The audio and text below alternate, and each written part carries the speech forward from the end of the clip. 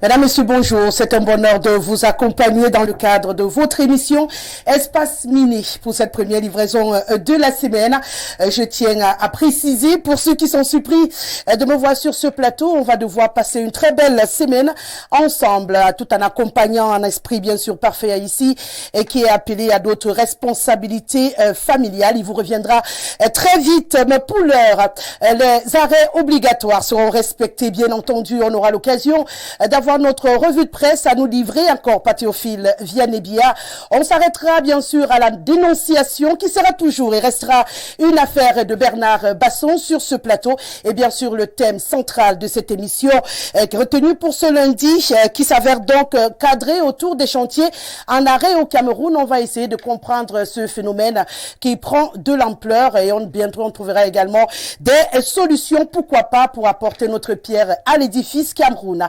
Une fois que je l'ai dit, je suis en très bonne compagnie pour cette émission comme à l'habituel. Je commence par dire bonjour à celui-là qui est avec vous tous les jours. Il est bien sûr le consultant attitré de cette émission, Pierre Blériot-Niemek, est avec nous encore ce matin. Bonjour. Bonjour madame, et c'est un plaisir de vous avoir sur le plateau. C'est un plaisir pour nous d'être là. Je nous souhaite une très bonne semaine. Merci et à vous également. Je rappelle que je suis censée déminer aujourd'hui. J'espère que les démineurs qui nous regardent vont m'accueillir avec le même plaisir que je prends à être avec eux ici. Bernard Basson, je l'ai annoncé à l'entame de cette émission, est avec nous. Lui également, c'est un invité permanent à cette émission. Bonjour Bernard. Bonjour à vous madame. C'est un plaisir de voir un visage féminin présenter l'émission. Un bonjour particulier, un rebonjour particulier à mon jumeau qui est à Yaoundé depuis quelques jours, Bolongo, mon fils Gilles qui me regarde certainement. Un bonjour particulier à sa femme, Samantha Flavie, et à ma fille qui est leur fille, Eléa Saroumi. Aujourd'hui c'est la journée mondiale du théâtre. Oui. Et le théâtre fait partie des activités qui permettent parfois à certains jeunes de s'épanouir, de sortir de la timidité, de se déployer, etc. Donc, il est peut-être important pour les parents de voir comment aider les enfants à être moins timides en les emmenant dans des clubs de théâtre. C'est vrai qu'on n'en a pas beaucoup au Cameroun, mais ça sera une belle chose. Je me rappelle autant du côté de le musée national, on avait l'occasion souvent, quelque part là, à l'esplanade, d'apprendre un tout petit peu quelques gestions. Je me suis collée un peu, mais après j'ai abandonné. J'avais d'autres ambitions, mais c'est une belle chose. Ça fait du bien à l'esprit. Vous savez, il y a beaucoup d'enfants qui ont des difficultés à prendre la parole en public, qui ont des problèmes à s'exprimer, à communiquer avec les autres. Donc, par la pratique du théâtre, on essaye de faire sortir en eux le génie créatif, de tuer la timidité, etc. Donc, je pense qu'aujourd'hui, les parents devraient prendre conscience. Effectivement, à Yaoundé, il y en a très peu, et même à Douala, parce que je suis effectivement à la recherche d'un club comme celui-là pour mon fils qui est grandissant, parce qu'il est un tout petit peu timide. Donc voilà, s'il y a quelqu'un qui a un club de théâtre à Yaoundé... On a grammaire parfois à la maison. Hein. Parfois, il faut un peu les bousculer aussi. Oui, mais s'il y a un club à Yaoundé qu'un promoteur vous contacte pour rendre de l'émission. Non, qu'il écrive simplement, et bien sûr, ça va aider ce beau petit garçon qui a envie d'extérioriser sa personnalité. Merci pour ce petit arrêt, Bernard Basson. On va également accueillir Fabien Assigana. On le rappelle, il est ingénieur en génie mécanique, également homme politique. Bonjour, Président, et c'est un plaisir de vous avoir ce matin. Bonjour. Je suis toujours heureux d'être sur ce plateau Info TV et je salue tout le panel et je salue le peuple, je salue Longonambélé dans la Léquier, c'est mon village natal. Pourquoi lui exceptionnellement? Je leur dis bonjour. D'accord. D'accord. On rappelle pour les téléspectateurs le 699 13 50 75 sera votre code d'accès tout au long de cette émission. Je le rappelle uniquement par SMS et par WhatsApp. On se comprend lorsque je le dis. Il y a toujours des gens qui prennent plaisir à lancer des appels vidéo. On aura l'opportunité de se limiter aux messages et au WhatsApp. Peut-être, je ferai l'effort d'aller regarder également les amoureux des tabloïds puisqu'Info Télévision est également disponible sur une plateforme Facebook Info TV Cameroun. Vous avez bien entendu le bonheur de pouvoir nous suivre, peu importe votre position géographique. Une fois le décor planté, je vous propose de prendre une transition et d'accueillir Théophile Vianney-Biard dans le cadre de la revue de presse. Voilà, après l'arrêt de 6h45 le matin, il est avec nous pour ce deuxième arrêt obligatoire. Théophile Vianney-Bia, que je retrouve avec beaucoup de plaisir. Bonjour Théophile. Merci, bonjour Rosalie. C'est un plaisir d'être avec toi ce matin dans le cadre de cette émission Espace Miné. Bonjour également aux téléspectateurs qui nous regardent en ce moment. Je n'oublie pas de saluer le panel, ainsi que toutes les téléspectatrices qui sont scotchées en ce moment. La précision en vaut la peine, oui, les téléspectatrices. Oui. Et elles sont nombreuses fans, hein. J'en sais quelque chose. Très nombreuses. Alors Théophile, que disent les journaux? On démarre, je suppose, par Info Matin.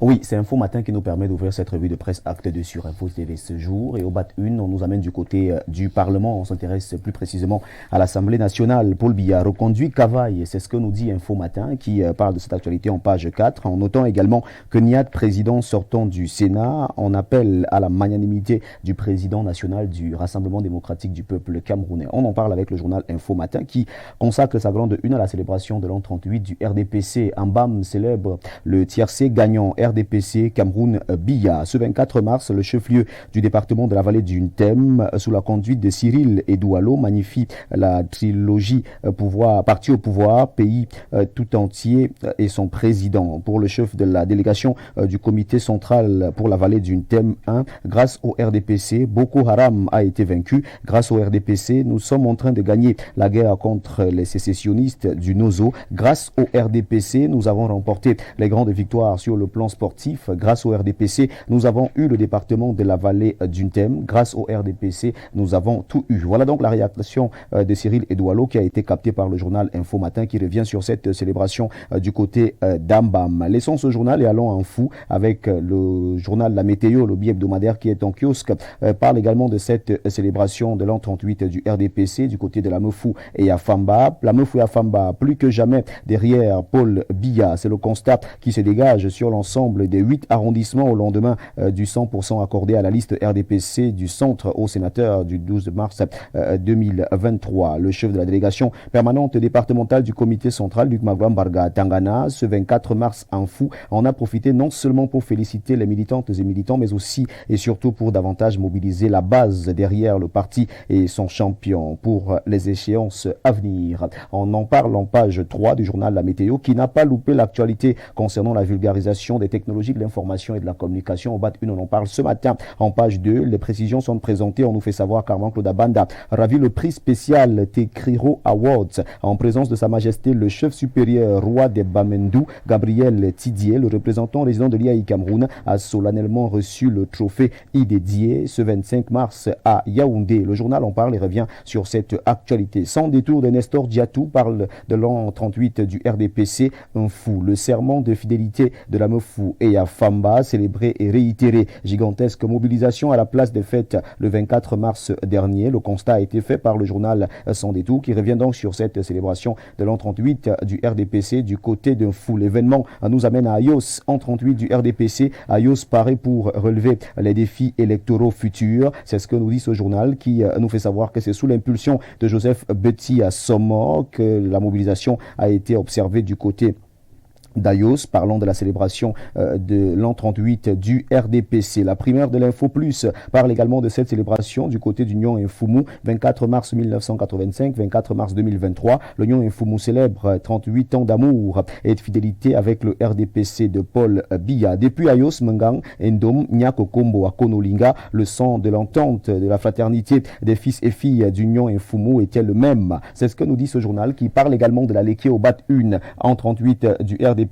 La Léquier et Paul Biya pour la vie en tout temps et en tout lieu. Et Singan parle également de cette célébration du côté de la Léquier en 38 du RDPC. La Léquier toujours pour Paul Biya en 2025. C'est ce que nous dit le journal Singan de Sa Majesté Marie-Robert Elundu qui revient sur cette célébration du côté de la Léquier. Le quotidien de Jules Brice Ngaba s'intéresse également à cette célébration. Démon coupé un Lonako et Manengouba, l'appel du Mungo à la candidature de son excellence Paul Biya en 2025. Cet appel est présenté dans dans ce journal en grande une. En 38 du RDPC au BAT 1, on nous amène du côté de la Sanaga maritime. Message fédérateur dans la Sanaga maritime. Le journal nous donne donc la température de cette célébration du côté de la Sanaga maritime. Génération libre qui est en kiosque parle également de cette célébration du côté de la Sanaga maritime, plus précisément à Nyanon et Andom. En 38 du RDPC dans la Sanaga maritime, liesse populaire à Nyanon et Andom. C'est ce que nous dit le journal Génération libre qui revient donc sur cette célébration de la page 8 à la page 9. Allons à l'extrême nord avec Projection. Projection revient également sur cette célébration et parle d'un soutien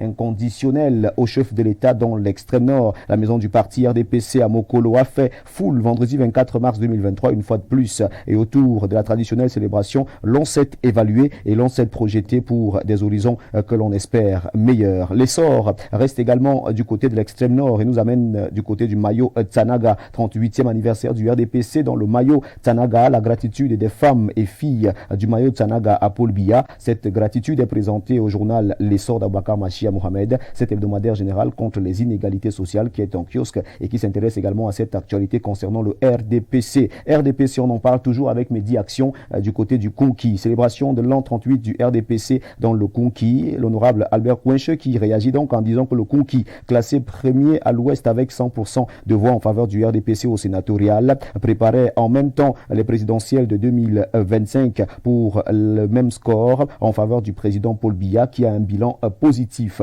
Médiateur de l'info, le journal Le Médiateur Info parle de l'anniversaire du RDPC du côté du Roncam Sud, section Roncam Sud. Emmanuel Néossi réitère la fidélité à Paul Biya. Les réjouissances méritoires du RDPC, bien évidemment du 24 mars 2023 au lendemain du plébiscite au sénatorial, était également le cadre du réarmement moral des militantes et militants pour des victoires futures avec panache en 2025. Cameroun Tribune n'est pas en reste. Le quotidien à capitaux publics parle également RDPC et consacre sa grande une au Rassemblement démocratique du peuple camerounais. Le regard vers 2025, c'est ce que nous dit ce journal. Si la nette victoire du parti était encore vivace dans les esprits au moment de la célébration de son 38e anniversaire, vendredi dernier à travers le territoire national, responsables et militants de base ont déjà la tête aux prochaines échéances électorales dont l'on s'accorde à dire au sein du RDPC qu'elles seront capitales pour l'avenir du parti. Prenons également la nouvelle expression qui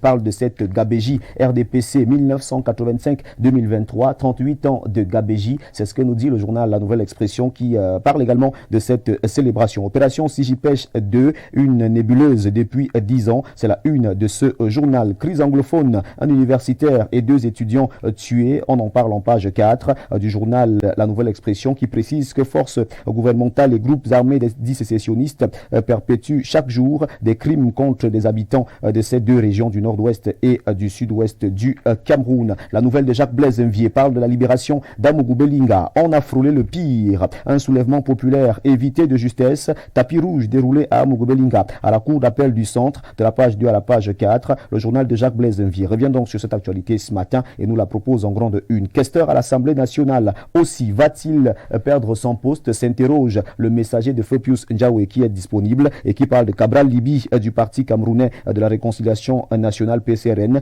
qui est donc pressenti et serait soutenu par Jean-Michel Ninche, exclu du Social Democratic Front. Namibie-Cameroun, Soweto, terre de revanche, s'interroge le journal Le Messager. Restons dans l'actualité sportive avec Mutation qui parle également de cette rencontre Cameroun-Namibie, nul sur le fil, à lire en pièce 1 du journal Mutation qui s'intéresse également à l'Assemblée nationale. Un poste de questeur divise l'opposition, c'est ce qu'on nous fait savoir au journal de Georges Alain Boyomo qui est en kiosque. Le journal d'Aman Mana parle de cette actualité sportive. Éliminatoire Cannes 2023, Cameroun-Namibie, des leçons d'un match sont présentées de la page 9 à la page 10. Crise anglophone, trafic d'armes, des Camerounais condamnés aux États-Unis. Cette actualité bat à la grande une du journal Le Jour qui en reparle ce matin en page 3. Deuxième rapport de la Chambre des comptes sur le Covid. Paul Biya va-t-il enfin réagir? S'interroge le quotidien bilingue Émergence. 77 milliards en cause. On On en parle avec ce journal qui est en kiosque. Cette revue de presse se referme avec Le Miroir. Le journal Le Miroir s'intéresse à l'électricité. Comprendre le retour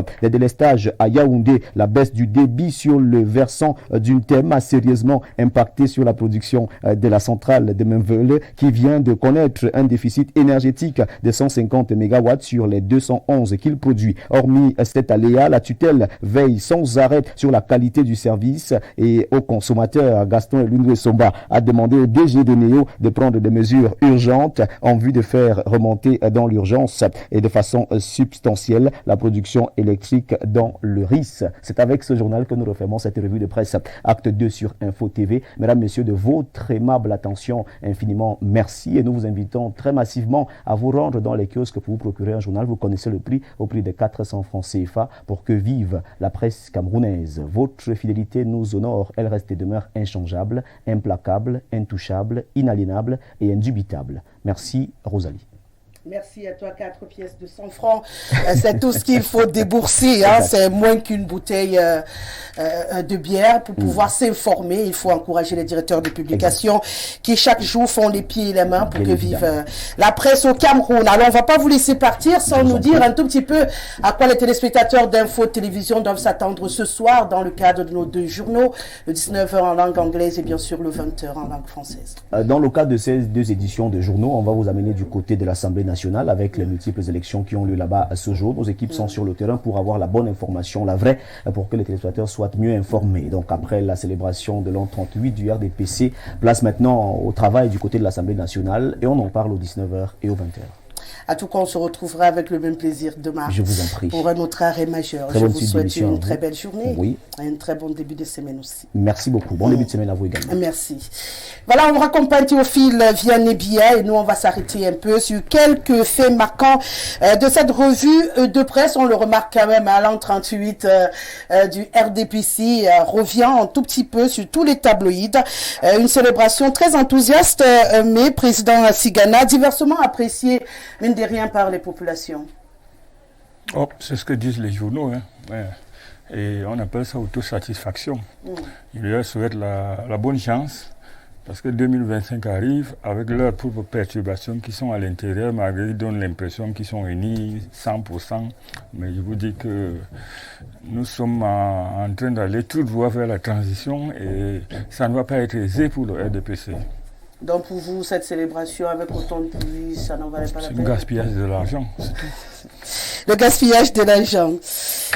Blériot, au-delà de 38 ans, vous pouvez bien sûr vous attarder. On a noté avec le biais hebdomadaire la météo. Une fois de plus, ce prix Tekriro Award d'Armand-Claude Abanda, à un moment où le chef de l'État appelle tout le Cameroun à se mobiliser derrière le numérique comme une véritable possibilité d'émergence, réussir autant de fois à glaner des prix et travailler autant pour pouvoir promouvoir le numérique, c'est quand même une bonne chose pour le Cameroun. Ben, parler d'Armand-Claude Abanda ou rendre hommage à Armand-Claude Abanda est plus intéressant que de parler des 38 ans de RDPC. C'est pas intéressant.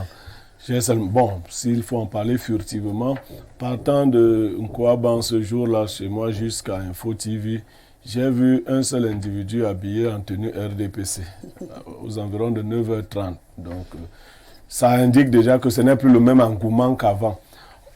Mais le niveau de paupérisation de nos populations fait que si on dit aux gens qu'il y a à boire quelque part, ils iront boire. Ils vont pas rater l'occasion. Les gens vont maintenant même dans les deuils sans savoir qui est mort. Donc, ils connaissent ni le sexe de la personne qui est morte, l'âge.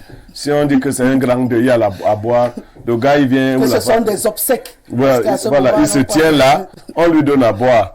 Il commence à dire, elle était encore jeune, on lui dit non, c'était un monsieur. Bon, de toutes les façons. Donc on n'a pas besoin d'être particulièrement invité. Mais revenons à Armand-Claude Abanda, oui. Un Camerounais qui se distingue. Il a pris cette initiative lorsque la question du numérique et même de l'informatique en général était encore embryonnaire, très embryonnaire au Cameroun. Le premier projet qu'il a nourri, c'était de former 500 000 femmes. Davantage les femmes du monde rural. Cela lui a valu beaucoup de lauriers. Il a continué avec les enfants de la rue et ainsi de suite. Quand on sait que financer un tel domaine n'est pas évident, il a commencé tout seul. Je connais l'homme, je connais le parcours. Je connais la moralité. Ceux qui s'approchent de lui savent qu'il est très humble. Moi, nous nous sommes salués quelques fois. Nous avons partagé quelques milieux souvent, mais je l'ai observé souvent à distance dans son humilité. Même dans sa façon de parler, il traduit très souvent la grandeur cachée d'une âme qui est très belle. C'est le Jade camerounais que nous voulons avoir. Il amasse des lauriers en notre honneur déjà, parce que n'oublions pas que l'IAI, c'est une représentation diplomatique. Bien sûr. Donc, Armand Claude Abanda à rang de diplomate. À rang de diplomate, c'est un grand Camerounais, c'est un Camerounais valable. Et je suis totalement d'accord avec vous. J'ai également eu le bonheur de le côtoyer. Et lorsque je vois tous ces prix, on ne peut que applaudir de deux mains le parcours de ce grand homme et encourager encore plus à maintenir la pression parce que le Cameroun en a besoin. On est rentré dans l'ère du numérique sans toujours maîtriser les contours de ce secteur-là. Et c'est pas facile tous les jours lorsqu'on regarde les dérives sur les réseaux sociaux. On sent que, Bernard, il faut mettre la pression sur l'apprentissage de l'outil informatique au Cameroun. Bien entendu, je vous ouvre sur cette brèche avec une chute sur cette rencontre très mitigée des Lions indomptables vendredi dernier qui m'aura coûté quand même mon téléphone portable. En passant. Désolé pour votre téléphone portable. Mais concernant Armand Claude Abanda, comme moi je suis homme de lettres, homme de droit, moi je l'ai connu de façon beaucoup plus littéraire par un livre que mon jumeau avait, c'est Fils de Prélat. Ah oui, c'est sa dernière livraison. Donc justement, j'ai lu l'ouvrage, il raconte une histoire assez particulière, du moins la narration, la rédaction, le contenu, la structuration, dénote simplement le parcours et le pédigré de quelqu'un de suffisamment intelligent et intéressant. Donc partant de là, je me suis intéressé au personnage. Et naturellement, ce qu'il a fait à l'IAI a été suffisamment salué déjà par les précédents et par d'autres personnes. Mais surtout, je pense qu'il a fait sa part au moment où le digital au Cameroun devait s'installer de façon quasi éducative ou éducationnelle. Sauf qu'à terme, le numérique est devenu beaucoup plus rentable avec toutes les dérives qui s'en sont suivies. Donc aujourd'hui, il est important que d'autres personnes prennent le relais pour essayer de réorganiser le numérique. Qui ne reste pas seul dans ce et justement que la nouvelle facette du numérique, avec les contenus de plus en plus particuliers, de plus en plus dangereux ou intéressants en fonction de la nature de ce vers quoi on se tend lorsqu'on va sur les plateformes numériques. Donc je souhaite que d'autres personnes l'accompagnent, notamment l'antique, puissent travailler de manière à censurer les contenus parce que aujourd'hui le numérique a une portée éducative très intéressante. Il y a beaucoup d'enfants qui apprennent, qui s'informent, et même des moins enfants, de moins jeunes, qui s'éduquent, qui s'informent, qui se cultivent par le numérique. Donc il est important que les contenus aient une certaine nature. Il faudrait donc qu'on l'aide dans son travail de manière à ce qu'en plus de la formation pratique du numérique, qu'il y ait une réformation morale, éthique de ce secteur-là pour qu'on puisse avoir un Cameroun émergent. Sur la rencontre Cameroun-Namibie, passionné de football j'étais talentueux quand je jouais au foot. Je joue toujours le dimanche même si je suis beaucoup moins talentueux. 2-0. Ouais, 2-0, vu le 2-0. J'espère que c'est pas le genre de 2-0 où on sort à 6h et on rentre à 22h comme une abeille. Non.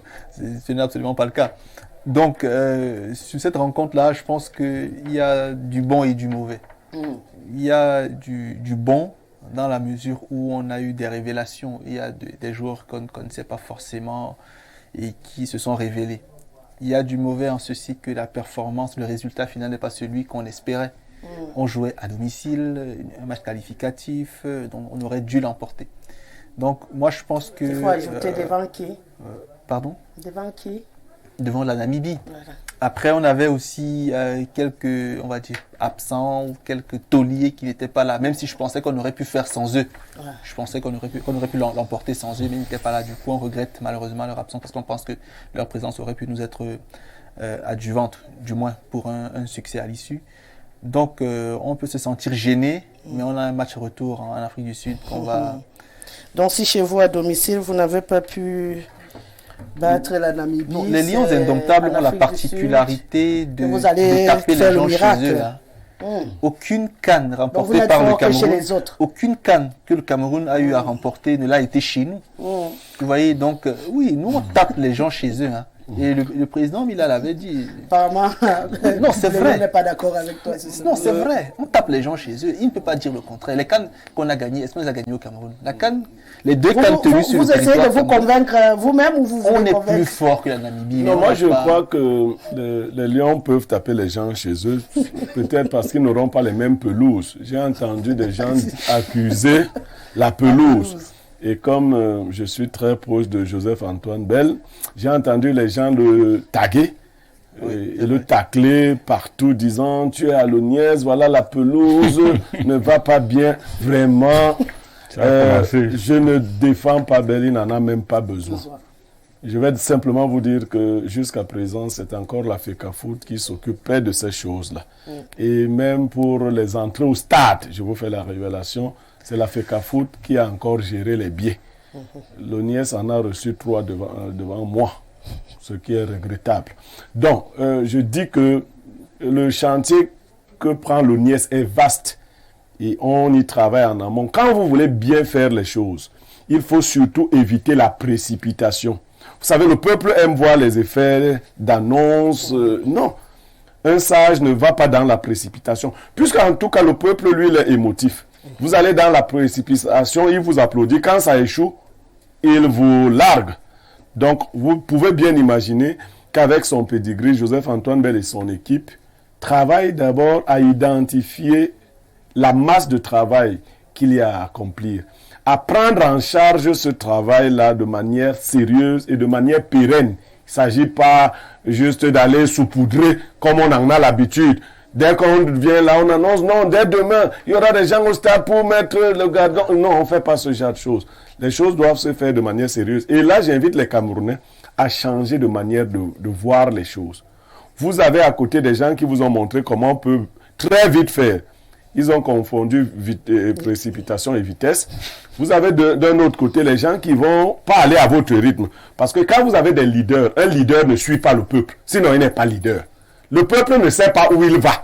C'est pour cela qu'il se choisit des leaders. Le leader montre au peuple, même contre la volonté du peuple, la bonne voie. Et quand le peuple arrive là où c'est bon, il reconnaît que nous sommes sur la bonne voie, c'est ici qu'il fallait partir. Encore que M. Yemek, même par rapport à ce que vous êtes en train de dire là, lorsqu'on prend directement les rênes d'un projet aussi important, on commence par auditer la réalité existante. On audite d'abord. C'est-à-dire le panorama, la nature, la forme, les difficultés autour de ce qu'on a reçu comme projet. Et après avoir audité, maintenant on met en place une feuille de route, on prend celle gouvernementale, on élabore un projet particulier que nous allons suivre. Mais c'est comme ça que ça va se faire avec Bell. Ça ne peut pas fonctionner autrement. Lui n'est pas, ça se passe de cette façon-là et pas autrement. Après avoir audité, on prend la feuille de route du gouvernement, on l'associe avec notre propre feuille de route, on établit un projet de développement de nos activités, on met autour de nous la ressource humaine adaptée et on se donne des objectifs à court, à moyen et à long terme. Non, que ça s'accélère simplement parce qu'on a également non, l'accélération à venir n'est pas utile, c'est l'efficacité qu'on veut. Non, si le Cameroun a du mal à accepter la lenteur de certaines choses, donc si après l'efficacité prend beaucoup de temps... La lenteur, c'est par rapport à une vitesse normale. Vous voyez, quand vous parcourez l'axe Yaoundé-Douala, on vous dit ici aller à 60 km à l'heure. Si vous essayez d'aller à 80, vous êtes en train de faire dans la précipitation. Et ça peut vous conduire au village de si je savais. Donc, il faut observer la bonne vitesse. C'est pour cela que nous disions au peuple de ne plus avoir ces mauvaises habitudes. La précipitation et la prévention sont les principales causes de l'erreur. C'est-à-dire ce que vous appelez... Donc, que le peuple soit un peu plus patient. Il le sera de toutes les façons, parce que quand c'est fait par quelqu'un qui sait ce qu'il a à faire, il n'écoute pas les agitations, il sait où il va. D'accord. De toutes les façons, ce qu'on retient, c'est que pour l'instant, le Cameroun a mal démarré. On espère qu'en Afrique du Sud, on aura un meilleur retour que ce que nous avons eu là, que ce soit en qualité de jeu, qu'en résultat final. Une fois que je l'ai dit, une autre transition, et bien sûr, on se retrouve pour poursuivre l'émission. Voilà, vous êtes toujours sur Info Télévision, place à la dénonciation et comme à l'habituel, c'est une affaire de Bernard Basson. Qu'est-ce qu'on dénonce ce matin, Bernard? Je ne vais pas me faire beaucoup d'amis ce matin en tout cas. Je ne vais pas me faire beaucoup d'amis avec ES. Ah, pourquoi? Non, parce que ce que je vais dénoncer, c'est une pratique qui a cours au Cameroun et même en Afrique noire et qu'il faudrait peut-être dénoncer de façon assez véhémente. Alors, aujourd'hui, je dénonce les attitudes de certaines jeunes filles qui forcent le mariage. Vous vous mettez en couple avec une jeune fille, après une semaine, elle arrive chez vous, elle laisse la babouche. La semaine d'après, elle laisse le t-shirt. Et puis après, elle laisse la jupe. Et après 6 mois, elle vient faire 1 semaine, 2 semaines, 3 semaines.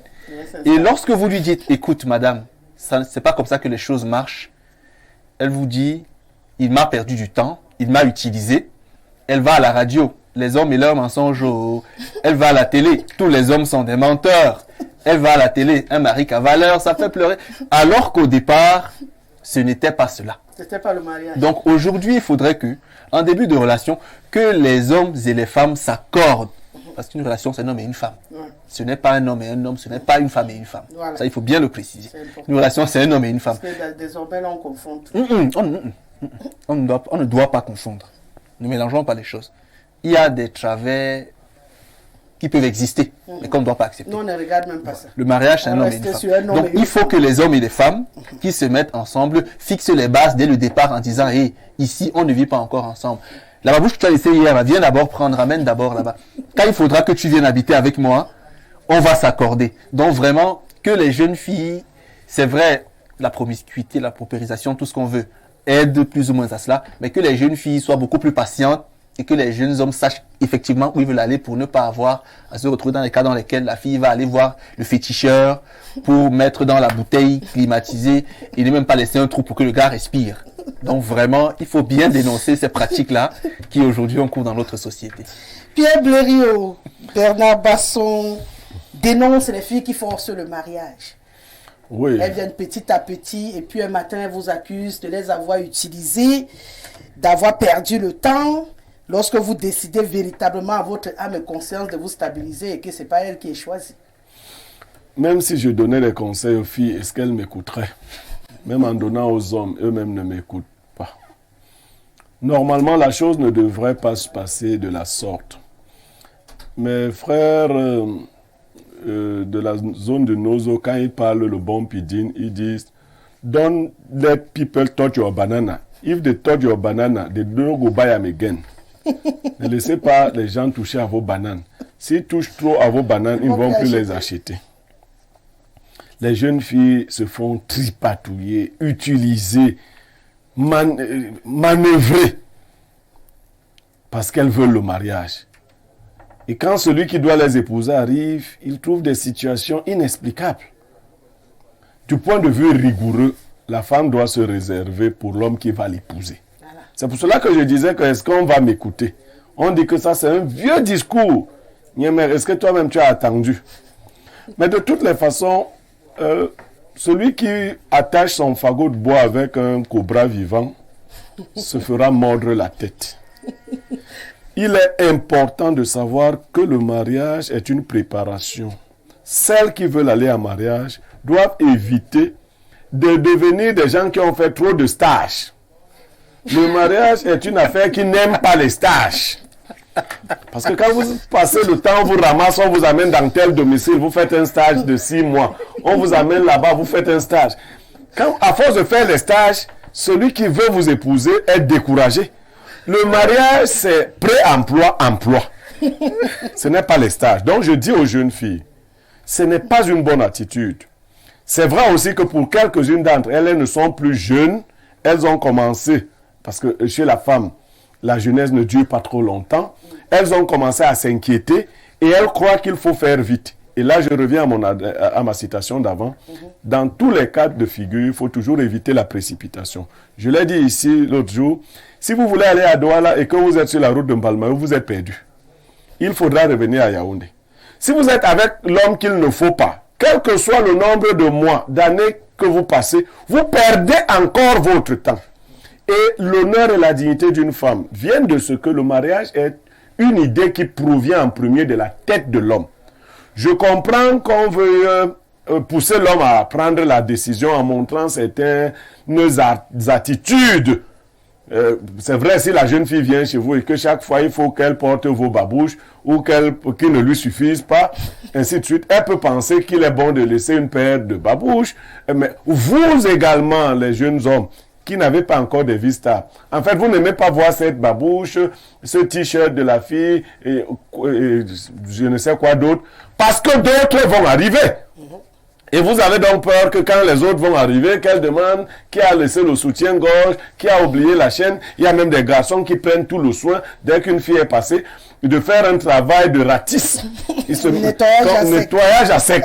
C'est-à-dire, on passe au PF toutes les pièces de la maison pour s'assurer. Mais comme la femme est vicieuse, jeune garçon aussi, j'avais eu ce cas, quelqu'un avait laissé un objet dangereux sous mon oreiller. Je suppose des boucles d'oreilles. Non, un objet dangereux sous mon oreiller. Vous voyez, donc, il y a beaucoup de mensonges dans les relations. Les jeunes hommes, pour la plupart, nous, quand ils sont jeunes, je ne suis plus jeune, ils veulent utiliser les femmes en se disant que leur femme va arriver. Mais je vous assure, le karma est terrible. Pendant que vous utilisez les femmes pour que votre femme arrive, les gens utilisent aussi votre femme quelque part qui va arriver. Donc, c'est peut-être mieux de bien s'arranger, à ne pas vouloir utiliser les gens, attendre la bonne personne, à se mettre dans les conditions et à ne pas perdre le temps à une femme. Président Nassigana, on dénonce ce matin les femmes qui forcent le mariage et Blériot vient d'ajouter les hommes qui également les utilisent alors qu'ils savent après qu'ils ne vont pas les garder. Moi, je suis un peu vieux jeu dans le domaine parce que j'estime que quand vous rencontrez une femme, vous l'étudiez, vous commencez une relation, mais vous ne dites pas que bon, celle-ci, je la rencontre pour qu'après 6 mois, il faut que je trouve autre chose. C'est pour ça que vous nettoyez la chambre, vous ratissez et tout ça. Là. Quand vous rencontrez une personne, vous êtes célibataire, elle est célibataire, je pense que vous devez laisser les choses avancer. Il y en a qui veulent précipiter et d'autres qui ne veulent pas, mais vous ne pouvez pas dire que non, nos relations, c'est qu'on sort pendant 6 mois ou pendant 1 an et puis on arrête. Moi, je ne connais pas ce genre de relations-là. Et même quand vous êtes vous arrivez à ce stade-là, étant même célibataire, les changements constants là, c'est même pas bon. Déjà même peut-être pour la santé, c'est pas bon. Et ensuite, moi je ne sais pas jouer.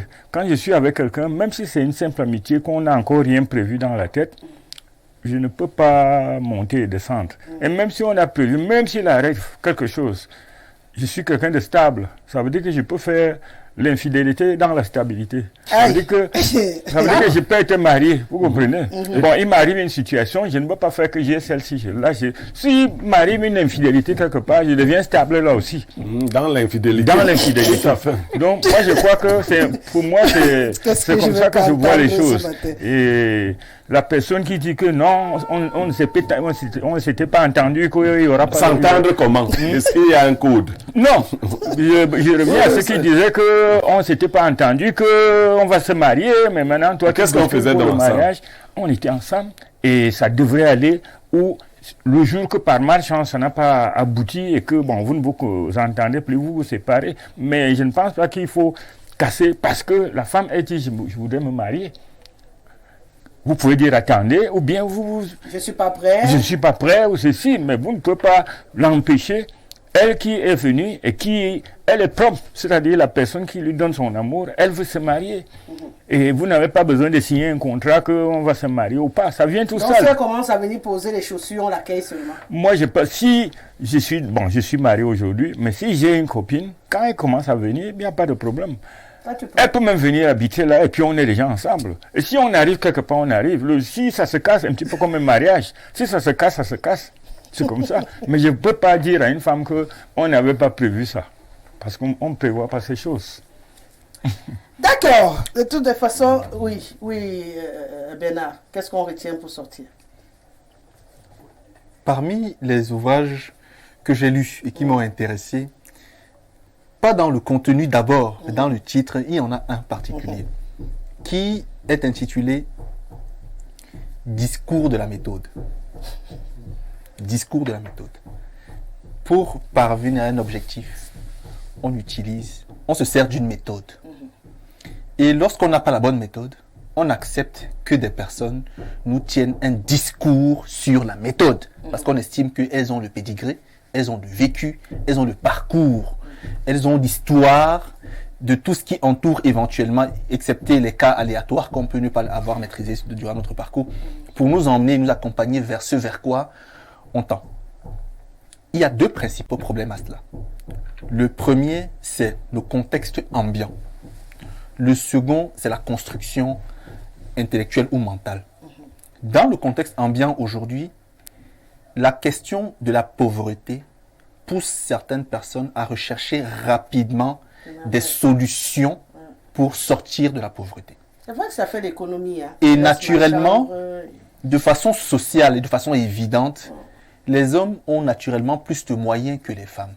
Et notamment, les hommes sont plus enclins à être expansifs, à aller rechercher des sources de financement. Du coup, les femmes ont des unions, des facteurs de stabilité, surtout matériels. Et donc, elles n'hésitent pas, pour beaucoup, par des moyens plus ou moins normaux, à s'accrocher à certains hommes. Parce que certaines, lorsqu'elles ne sont pas tout de suite acceptées, vont forcer l'acceptation à travers certaines pratiques. Il y en a qui le font. Donc, lorsqu'elle n'est pas forcément aimée par celui qu'elle aime, qui ne veut pas la prendre, elle va aller avec ton nom quelque part pour te forcer à la prendre. Le contexte éducatif africain, c'est vrai, a mué, mais a conservé une racine. C'est que la femme doit aller en mariage. Et aujourd'hui, dans l'éducation, certes, on fait comprendre aux femmes qu'il faut avoir un emploi, mais on fait comprendre à certaines que lorsque tu n'es pas marié, c'est un problème. Ça peut être vrai, parce que je pense que c'est vrai. Et du coup, elles ne mettent pas en place les ingrédients qui vont les conduire au mariage. Lesquels sont la gestion des émotions, la gestion d'un foyer, la gestion d'un budget. Parce qu'une femme, c'est la gestion des émotions, gestion d'un foyer, gestion d'un budget, en principe. C'est vrai que je suis curieuse de savoir ce que tu mets dans la gestion des émotions. Cela signifie que la colère n'est pas la porte ouverte à toutes sortes de saletés. C'est pas parce qu'on est fâché qu'on dit tout et n'importe quoi. C'est pas parce qu'on est déçu qu'on crache tout et même ce qu'il ne faut pas. Parce que les mots, ça reste. Parce que les actes, ça reste. Ce qu'on dit à quelqu'un quand on est en colère, lorsque la colère se résorbe ou se retrouve endiguée, ces mots sont restés. Et à force de dire ces choses-là, des choses finissent par se briser en nous. Et donc la relation finit par prendre un coup. Donc quand je dis gérer les émotions, c'est que au fur et à mesure que le temps passe, on doit travailler notre quotient émotionnel pour être en même de manifester le mécontentement ou le courroux, mais sans toutefois dire tout et n'importe quoi. On peut même exploser, mais sans toutefois dire tout et n'importe quoi. La gestion d'un ménage, on voit de quoi je veux parler, c'est être propre, être ordonné, et d'un budget. Aujourd'hui, des femmes sont prêtes à dépenser 300, 400 000 pour acheter des greffes.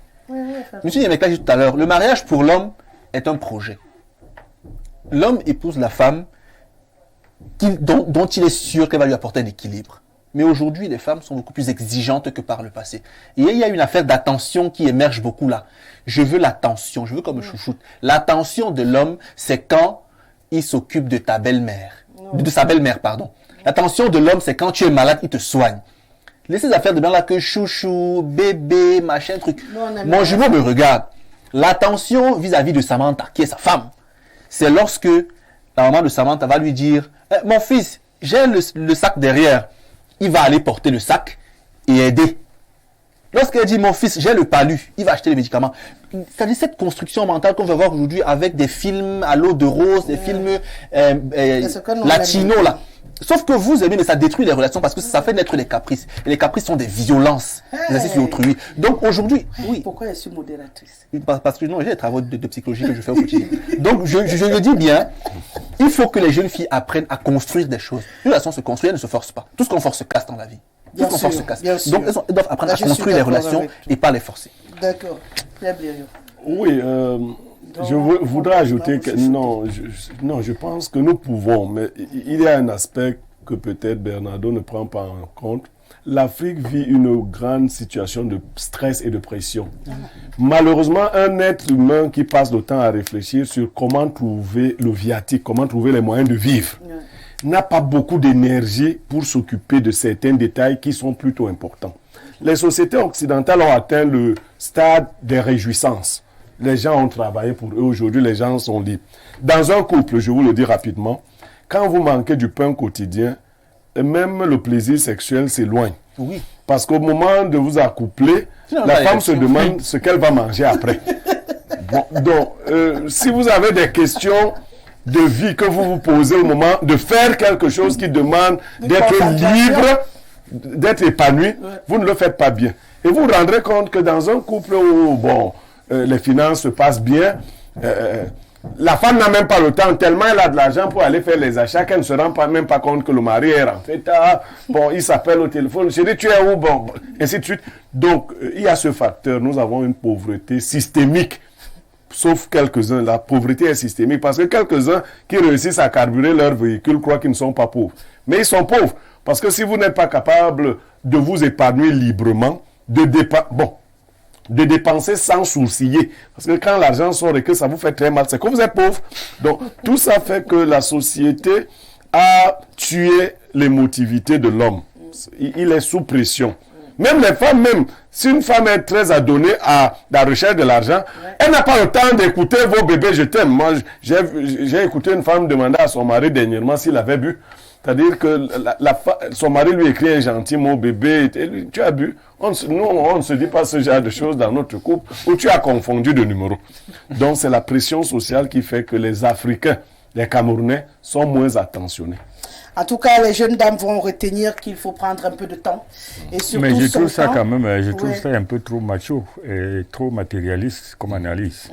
C'est-à-dire, d'abord macho parce qu'on dit l'homme, c'est l'homme qui décide, c'est l'homme qui fait ceci, et l'homme n'aime pas ceci, l'homme ceci. Ça, c'est macho. Et c'est matérialiste. Oh bon, il faut qu'il y ait de l'argent, qu'il trouve un bon travail, que la télé soit là. Vous êtes d'accord avec la théorie selon laquelle le lit du Moi, je crois que la première chose d'un mariage, comme nous on l'a connu à notre époque, c'est d'abord entre monsieur et madame. Vous vous aimez, vous faites l'amour. Moi, je crois que c'est ça le mariage. C'était Et maintenant, on doit l'accompagner avec le reste. Mais si on met d'abord le machisme avant et le matériel avant, il n'y a plus d'amour. Ça veut dire que vous êtes des collègues. Permettez, je vais sortir par Qui, là. à l'occasion, vous faites l'amour. Monsieur à côté aurait pu être mon papa. Monsieur Asigana. Mais monsieur Asigana. J'ai 71 ans. Si son épouse aujourd'hui éduque ses filles ou ses fils, elle va faire comprendre à ses filles aller chercher le travail. Parce que justement, elle sait que entre l'époque et aujourd'hui, les choses ont changé. Donc, il a Les conditions école, non, je ne vais pas le dire de manière abrupte ou de manière violente. Les conditions ont mué, elles ne sont plus les mêmes. Aujourd'hui, celui qui se met en relation parce qu'il est amoureux court tout droit vers l'échec et la douleur. Il faut le dire. Ah, c'est ça que tu dis doucement. Laissez-moi le dire, madame. Je vais sortir, j'avance. Aujourd'hui, on se met en couple d'abord parce qu'on est compatible. Parce qu'on peut aimer une femme ou même avec qui on est incompatible. Une femme non violente peut aimer un homme qui est très violent. Ils sont incompatibles. Un homme généreux peut aimer une femme avare. Ils sont incompatibles. Et s'ils s'aiment, ils vont finir par être mutuellement toxiques.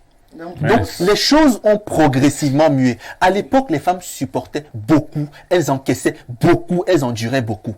Elles ont créé en elles, de manière plus ou moins consciente, une forme de rébellion qui donne naissance au féminisme 2.0. Aujourd'hui, elles deviennent agressives et violentes. Ça, c'est pas, ça ne part pas de rien.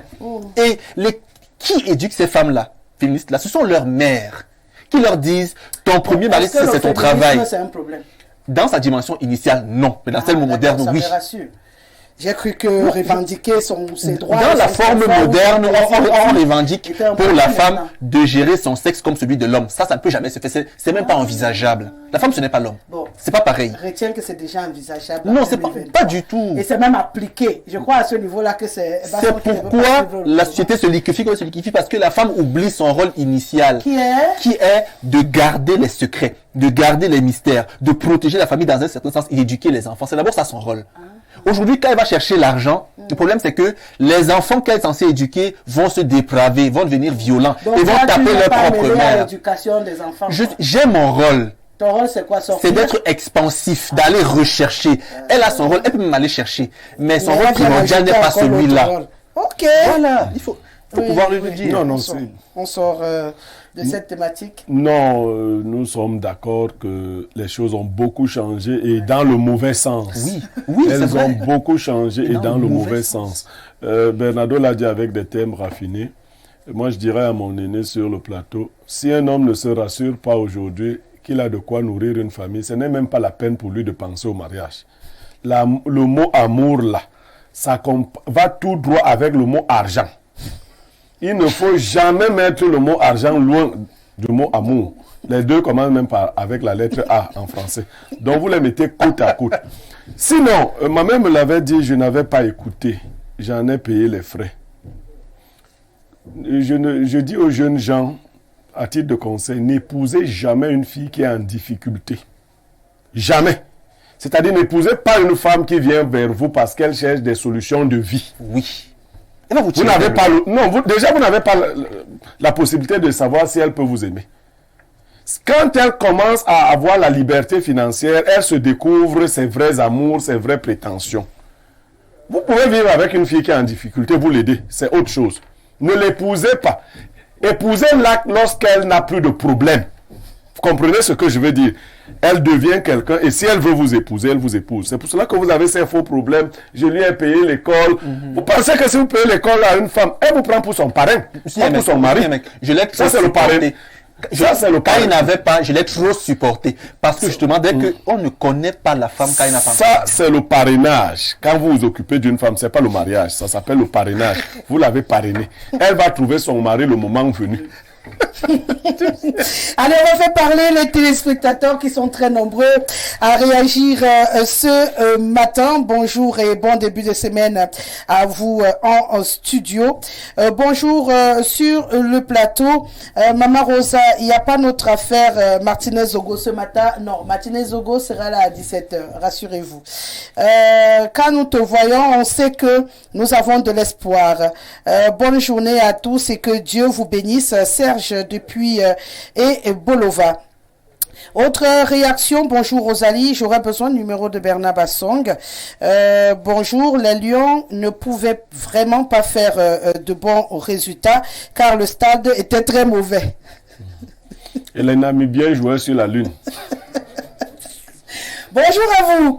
Bernard, elle veut marquer son territoire, s'il vous plaît. La présentatrice de ce jour ne prend pas de verre d'eau. Elle sonne d'une dingue. Bonjour. Bon, moi, j'ai pas très soif. Hein. Du coup, je bois pas de verre d'eau. Bonjour. Pour moi, le Cameroun n'a pas mal joué. On a même dominé 400 passes réussies contre 200 de l'adversaire. Laissez Son et Eto'o travailler. C'est vous qui allez tuer l'équipe nationale. Le Nigeria a été battu par la Guinée, non? Et le Cameroun a battu le Brésil, non? C'est le football. Bonjour, Basson. Tu es comme Atebe Yene ou Martinez-Zogo. Attention, monsieur.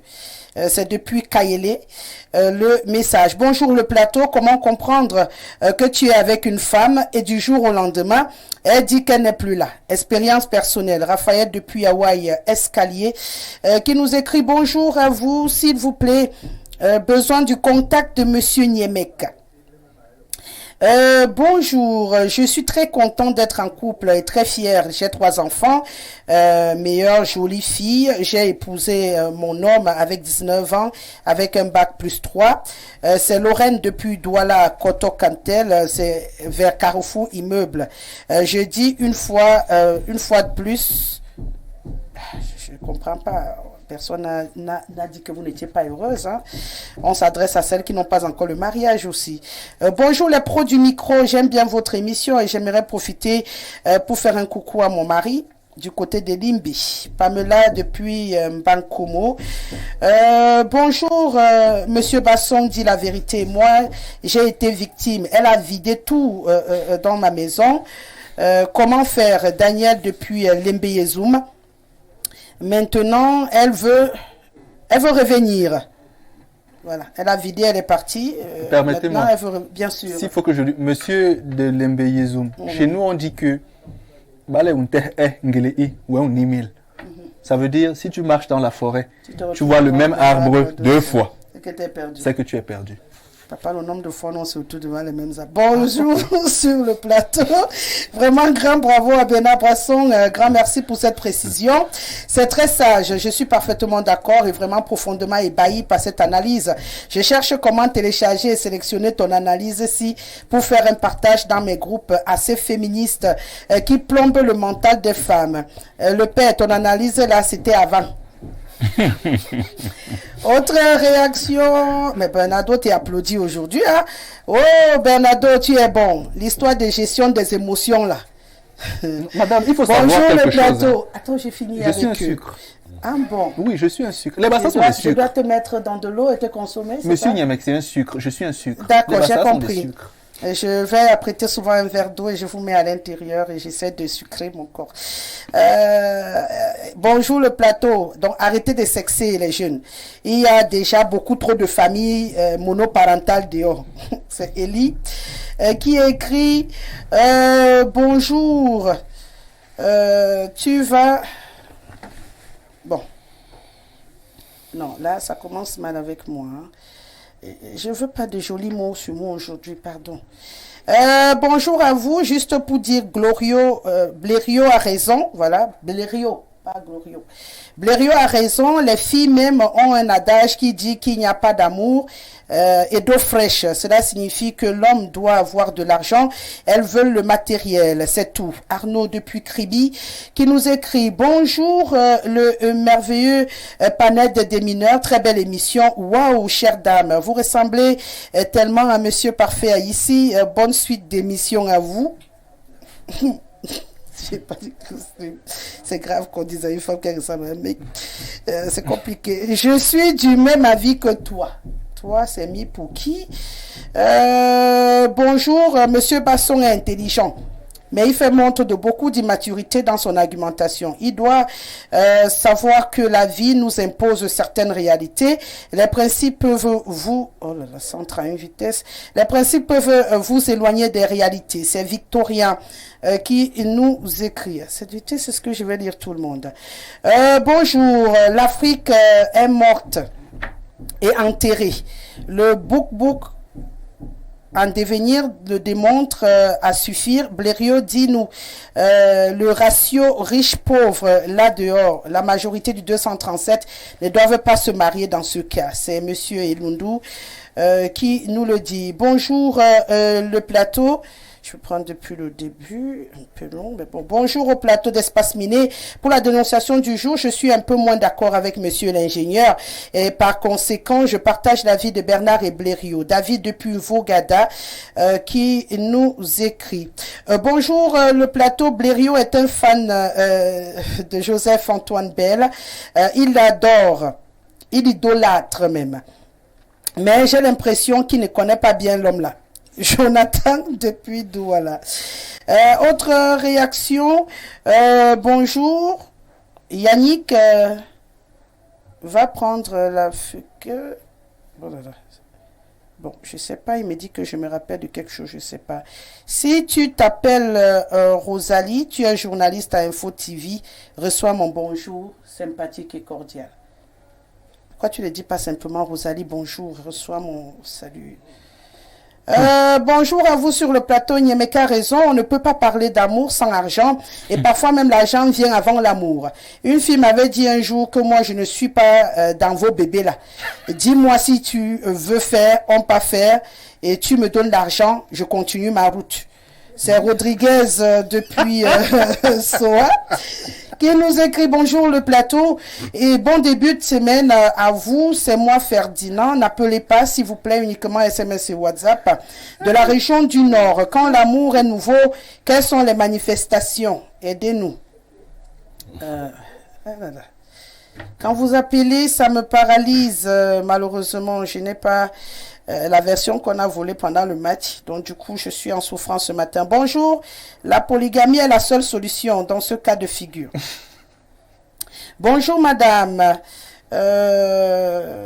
Voilà, j'espère qu'on va y arriver. Bonjour, madame, et à Blériot ainsi qu'à tout le panel. Je suis Pierre-François. Le vrai amour de nos jours n'existe plus. Si oui, dans les films et les théâtres. Si un homme se met sur un plateau et vous dit qu'il n'a pas... D'accord. Et vous dit qu'il n'a pas de sexe, mais qu'il touche 1 million de francs CFA par mois et qu'il veut une femme et 5 minutes, il aura des millions de prétendantes. Mais s'il dit qu'il est très beau, intelligent et doux, mais qu'il n'a pas de boulot, aucune ne viendra à lui. Bonne émission. Bon, on va d'abord laisser les messages, on va aider ceux qui sont vers WhatsApp parce qu'à cette vitesse...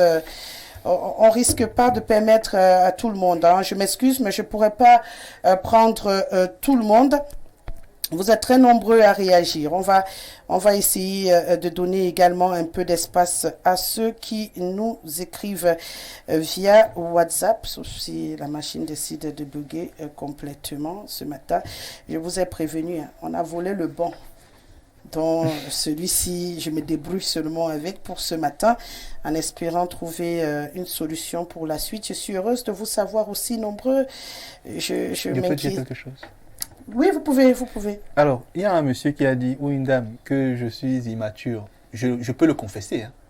Après, je suis relativement jeune, j'ai des choses à apprendre. Sauf que, il dit, la vie nous impose des choses et les principes peuvent être rebattus. C'est vrai. La sagesse coûte très cher. Ça veut dire que le monsieur aujourd'hui qui s'exprime et qui semble être devenu sage, l'a payé à ce prix. C'est-à-dire au prix que coûte la sagesse, à savoir là. Elle coûte très cher. Il y a des souffrances dans la vie par lesquelles l'homme passe et qui lui imposent par après de devenir sage. Donc, s'il estime que le fait peut-être de s'être mis avec une femme au départ avec qui il avait beaucoup de problèmes, l'a rendu sage et qu'il est malheureux, pour moi, il n'est pas un modèle. Parce que le but, c'est d'être heureux. Ouais. Donc, si votre sagesse vous rend lié quelque part et malheureux, c'est un problème. Mais si elle vous permet d'apprendre, d'en sortir plus futé et de devenir heureux à terme, là, c'est important. Donc, s'il est lié à une femme et qu'elle le torture, mais qu'il dit parce que c'est la vie qui lui a imposé, moi, je ne peux pas le prendre comme modèle. Mais sur la question de l'immaturité, je peux confesser parce que j'ai encore forcément beaucoup à apprendre. Vous savez ce que je dis souvent, mon cher Bernard Bassong? Non, madame, merci de partager. Si vous voulez répondre à tous les téléspectateurs, je suis sûr que vous allez y passer la journée. Quand eux, ils s'expriment, c'est aussi leur avis. Oui. On est 4 ici, ils sont des millions à nous regarder. Donc, quand ils s'expriment, ils nous disent également leur façon de voir et puis on encaisse et on avance. Donc, si tu juges que tu es immature, dis que papa, merci de l'avoir constaté. Je l'ai confessé. Voilà. Bonjour, c'est pourquoi les jeunes filles rencontrent les mauvais hommes. D'ailleurs, cette situation concerne les deux sexes. Mais seulement, il y a plusieurs conditions pour trouver son conjoint. C'est Franck depuis Bokito qui nous écrit « Bonjour le plateau ». M'en sortir longe, comme quelqu'un dit souvent, on a l'habitude de le dire vulgairement au quartier. Bonjour sur le plateau, je suis d'avis avec Blériot. Moi-même, je suis une femme. Je conseille à mes frères de ne jamais épouser une femme en difficulté. Si tu la trouves pauvre, laisse-la dans sa pauvreté. Donne-lui à manger, soigne-la, mais ne la sors pas de la pauvreté. Si tu tentes, demain, elle va se lever contre toi. C'est Sari qui nous le dit. Permettez, parce que là, ma pensée a été galvaudée. Ce n'est pas ce que je dis. Il faut qu'on me comprenne bien. Quand une femme est dans la pauvreté, encadrez-la. Parlez de mariage lorsqu'elle est sortie ou que vous l'avez aidée à sortir de là. Si elle n'est pas prête à vous épouser, laissez-la. C'est ce que je dis. Je ne dis pas de ne pas aider les femmes à sortir de la pauvreté. Non, c'est méchant. D'accord. Vous êtes le parrain. Moi, j'ai parrainé beaucoup de femmes que je n'ai pas pu épouser. Maintenant, j'ai épousé aussi des femmes que d'autres ont parrainées. C'est de bonne guerre. La vie est comme ça. Bonjour ma bien-aimée Rosalie. En sport, les victoires se préparent des années bien avant, mais les Camerounais veulent toujours gagner sans se préparer. Le Cameroun n'a plus assez de bons joueurs, alors il faut se mettre au travail. Tu es de toute beauté. Ce que le Cameroun a déjà gagné, c'est qu'il n'y a plus de problème de primes qui nous faisait honte avant. C'est Antoine depuis la Côte d'Ivoire qui nous écrit ce soir. Là, je vais vraiment prendre au pif, tout le monde passera pas. Bonjour à vous en studio, j'adore Blériot et Basson, leur analyse est à féliciter. Autre réaction, salut Rosalie, je dirais juste...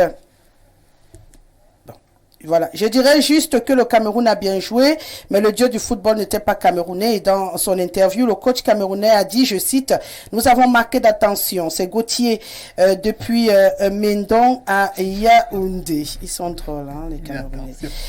Bonjour, je suis en direct. Comment un homme peut dire que l'attention, c'est s'occuper de sa belle-mère? Je suis d'accord avec le papa. De nos jours, les femmes se prennent de plus en plus en charge. Elles ont compris qu'elles doivent contribuer. Alors, comment on peut penser que l'attention, c'est s'occuper des beaux-parents?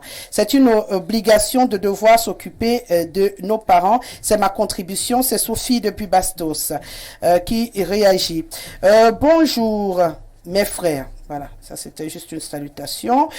Oui, papa, l'infidélité dans la stabilité, tu es trop fort. J'espère que ta femme écoute ça bien. Bonjour particulier à Blériot. Il m'a donné un conseil. Par rapport à une situation que je vivais et maintenant je suis bien. Merci à lui. C'est Pascal Baïha qui nous écrit. Bonjour, espace miné. Bernardo, tu légitimes le concubinage. Les filles de nos jours cherchent les raccourcis. Certes que le chemin de raccourci a tué le rat. Bonne suite d'émission, belle présentation, madame. Aboubakari Adamou, depuis depuis la ville de Garoua. Voilà.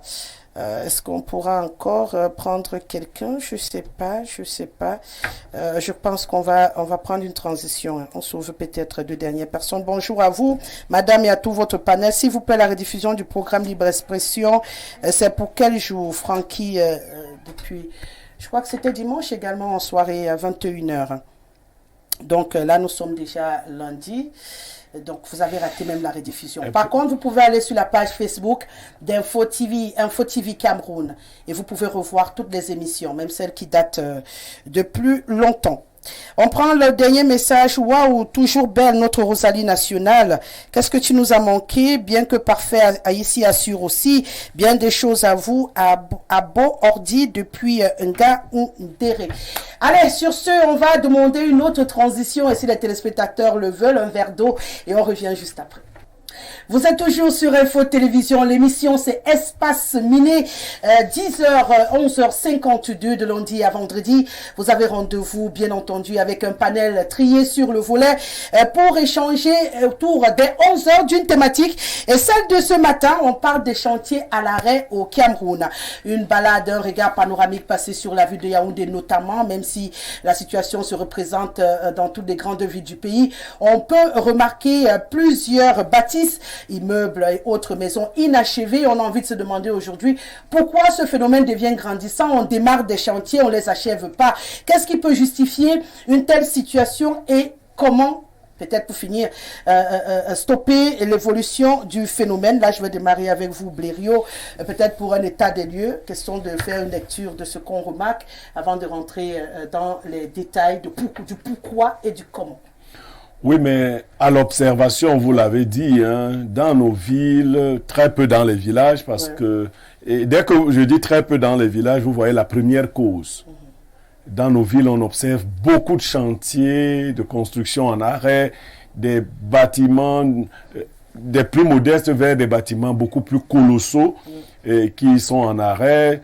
Les raisons sont nombreuses, mais permettez qu'on commence à ouvrir la boîte de Pandore par quelque part. Quelqu'un a dit qu'il a lu un ouvrage intitulé « Discours de la méthode ». Il est écrit par René Descartes. Et c'est Descartes qui souligne que les deux causes de l'erreur sont la précipitation et la prévention. Exactement. L'une des raisons, évidemment, c'est la mauvaise évaluation des projets. Il ne s'agit pas que des constructions, mais comme nous parlons aujourd'hui des constructions, quand je dis mauvaise évaluation, je veux même être plus cru et dire la vérité. Absence de projet.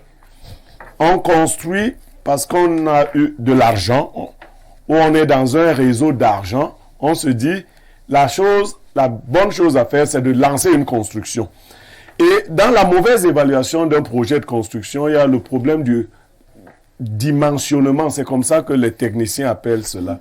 Vous êtes dans une structure où vous gagnez 2 millions par semaine parce qu'il y a des entrées parallèles. Vous vous dites, je vais construire une grande maison. Vous appelez un ingénieur, vous lui dites, tu me fais un R+3. Mais votre source de revenus est précaire. Vous ne le savez pas. Vous vous dites, bon, toutes les semaines, j'ai 2 millions. À ce rythme-ci, je mets 1,5 million dans mon chantier. Et je vis avec 500 000 par semaine. Ouais. D'ici 5 mois, d'ici 1 an, j'aurai terminé ma bâtisse. Mais chemin faisant, l'imprévu ou l'imprévisible advient. Et vous voilà coincé. Je dis, il n'y a pas eu d'organisation du projet. Il y a un phénomène que nous vivons au quotidien dans une société où l'intégrité n'est plus une valeur. Ce que nous appelons techniciens, qu'ils soient ingénieurs, architectes ou simples travailleurs dans les chantiers, brillent par un système de malhonnêteté devenu, je me répète, systémique. C'est-à-dire qu'aujourd'hui, quand vous vous engagez à construire une maison, au Cameroun, on dit qu'il faut avoir l'argent de 3 maisons. C'est-à-dire que votre budget doit être 3 fois le budget réel de la construction. du fait de la malhonnêteté des personnes qui sont chargées de mettre en musique votre projet, lorsque vous l'avez même bien conçu. Maintenant, nous sommes Africains et Camerounais. Il y a beaucoup d'autres problèmes. Nous avons la question foncière qui est très mal gérée au Cameroun. Là aussi, ça rentre dans l'organisation du projet. Hein. Beaucoup engagent des constructions sur des terrains sans prendre toutes les précautions nécessaires. Donc, on peut se retrouver dans une guerre foncière, une lutte foncière, pendant qu'on est en construction. Les moyens existent, mais juridiquement, vous ne pouvez plus continuer la bâtisse. Voilà, vous pouvez. Mais il y a également l'aspect mystique qu'il ne faut pas évacuer. Nous sommes Africains. C'est-à-dire que chez nous, des fois, les mauvais yeux, je le dis comme ça, peuvent arrêter un chantier. Vous êtes sur un chantier, seuls les mauvais yeux, vous n'êtes pas hors de ce pays. Moi, je connais des bâtisses où on a dit à quelqu'un, finis donc la maison là, alors qu'il avait de l'argent. Tout un ministre de la République n'a pas pu finir sa maison quelque part dans les environs de Yaoundé. C'est resté comme ça. Quand vous, bon, mes frères de l'autre côté, ils sont en deuil. Je ne vais pas rappeler que c'est dans la zone des Étounes. Donc, parce qu'ils ont mal, encore à la morgue.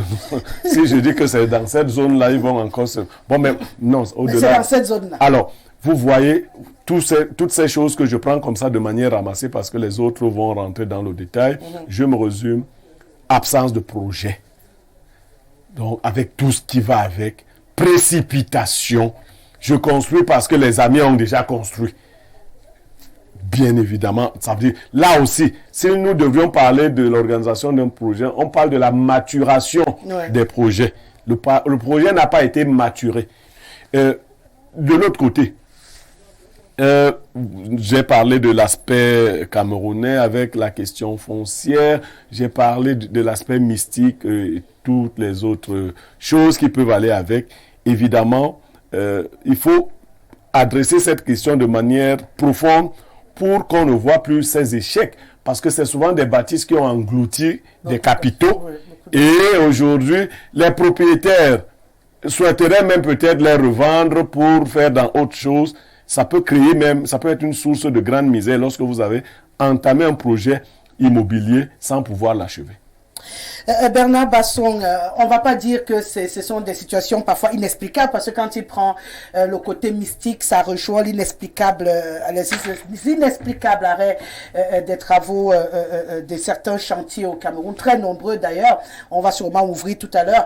Après qu'il ait cité tout ce qu'il a cité, l'immaturité des projets, la non-existence même de ces projets, la malhonnêteté des entrepreneurs parce que parfois vous donnez même de l'argent, on consomme et puis on n'achève pas. Sûrement, vous nous direz tout à l'heure sur le plan juridique si on peut attaquer ces personnes-là. Mais on va rester d'abord sur le décor, question de comprendre ce qui peut être à l'origine d'un arrêt brutal d'un chantier. Alors, vous parlez précisément des chantiers privés, pas des chantiers publics. On peut ouvrir, hein, parce qu'en même temps, il y en a qui sont privés, il y en a qui sont publics. Justement, c'est pourquoi je pose la question. Oui. Parce je suis ouverte. Aller de façon ramassée, mais je vais essayer d'opérer Soyez progressivement. méthodique. On va y aller d'abord avec le particulier et puis, bien entendu, on pourra ouvrir puisque ça concerne tous les Camerounais. Concernant les chantiers sociaux, les chantiers humains, le premier problème, c'est l'absence de culture, la culture foncière notamment.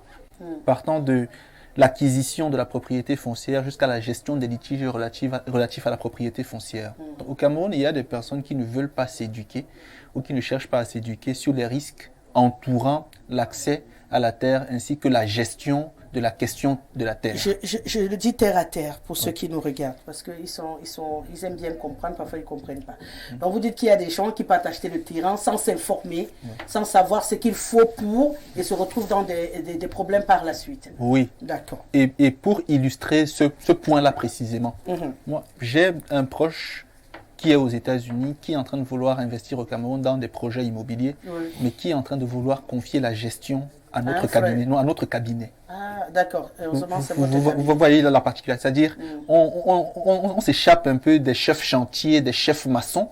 Un peu comme la maison du charpentier. Qui peuvent ne pas avoir la complète maîtrise de certaines choses, mais on confie à un cabinet qui, de façon anticipée, va opérer toute la veille nécessaire à la vérification de tout ce qu'il faut autour de la propriété foncière à exploiter, éventuellement à rentabiliser. Autre chose, c'est le déficit de culture financière. Et j'en ai été victime. au Cameroun, les gens ne rationalisent pas l'équilibre qu'il faut entre ce qu'on produit et ce qu'on dépense. C'est ce qu'il disait tout à l'heure. Entre ce qu'on a et ce qu'on devrait investir. Oui. Et il faudrait que les gens comprennent que il faut une méthode. J'insiste sur, c'est pas long ce livre, hein. Discours de la méthode. Donc, on te tient un discours encore faudrait-il l'intégrer, ce discours-là. Donc, pour réaliser, il faut comprendre le domaine dans lequel tu veux réaliser, comprendre les enjeux protéiformes qui entourent le domaine avant de te lancer. Sauf que beaucoup sont dans la précipitation du fait, comme il a dit, de la précarité, de la source de revenus. Sur la question mystique, je ne veux pas me mettre dedans. Je suis en train de détourner quelques millions quelque part. Il faut que j'investisse ça rapidement avant que le robinet ne s'arrête. Oui, sauf que aussi au Cameroun, la notion de construction a perdu un certain sens. Et là, ça touche un tout petit peu à la mystique. Il y a... Ça touche ou ça ne touche pas? Ça touche. Le petit peu là, soit on est dans le mystique. Non, je ne veux pas rentrer dans la magie. C'est pas un débat là-dessus. Mais monsieur Niamey sait quelque chose. Ah d'accord, c'est lui qui est expert en mysticisme. Madame, non, on en parle lui et moi en inbox. Il y a des arbres qu'on ne détruit pas n'importe comment. Oui. Il le sait. Il y a des hommes qu'on ne touche pas n'importe comment. Oui. Où on ne construit pas n'importe comment. Où on demande l'autorisation avant d'exploiter. C'est comme la femme de quelqu'un, vous ne la prenez pas, elle n'est pas à vous. Attendez qu'il divorce d'elle ou qu'il décède pour l'épouser. Ou qu'il vous la donne.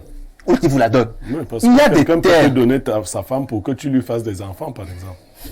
Madame, il y a des terres qui sont magnétiquement rechargées de façon particulière et qu'on ne devrait pas exploiter n'importe où. Vous voyez que parfois les églises sont construites dans des zones spécifiques. En fait, on se comprend, je veux parler en détail, mais il y a des gens... Même les détails.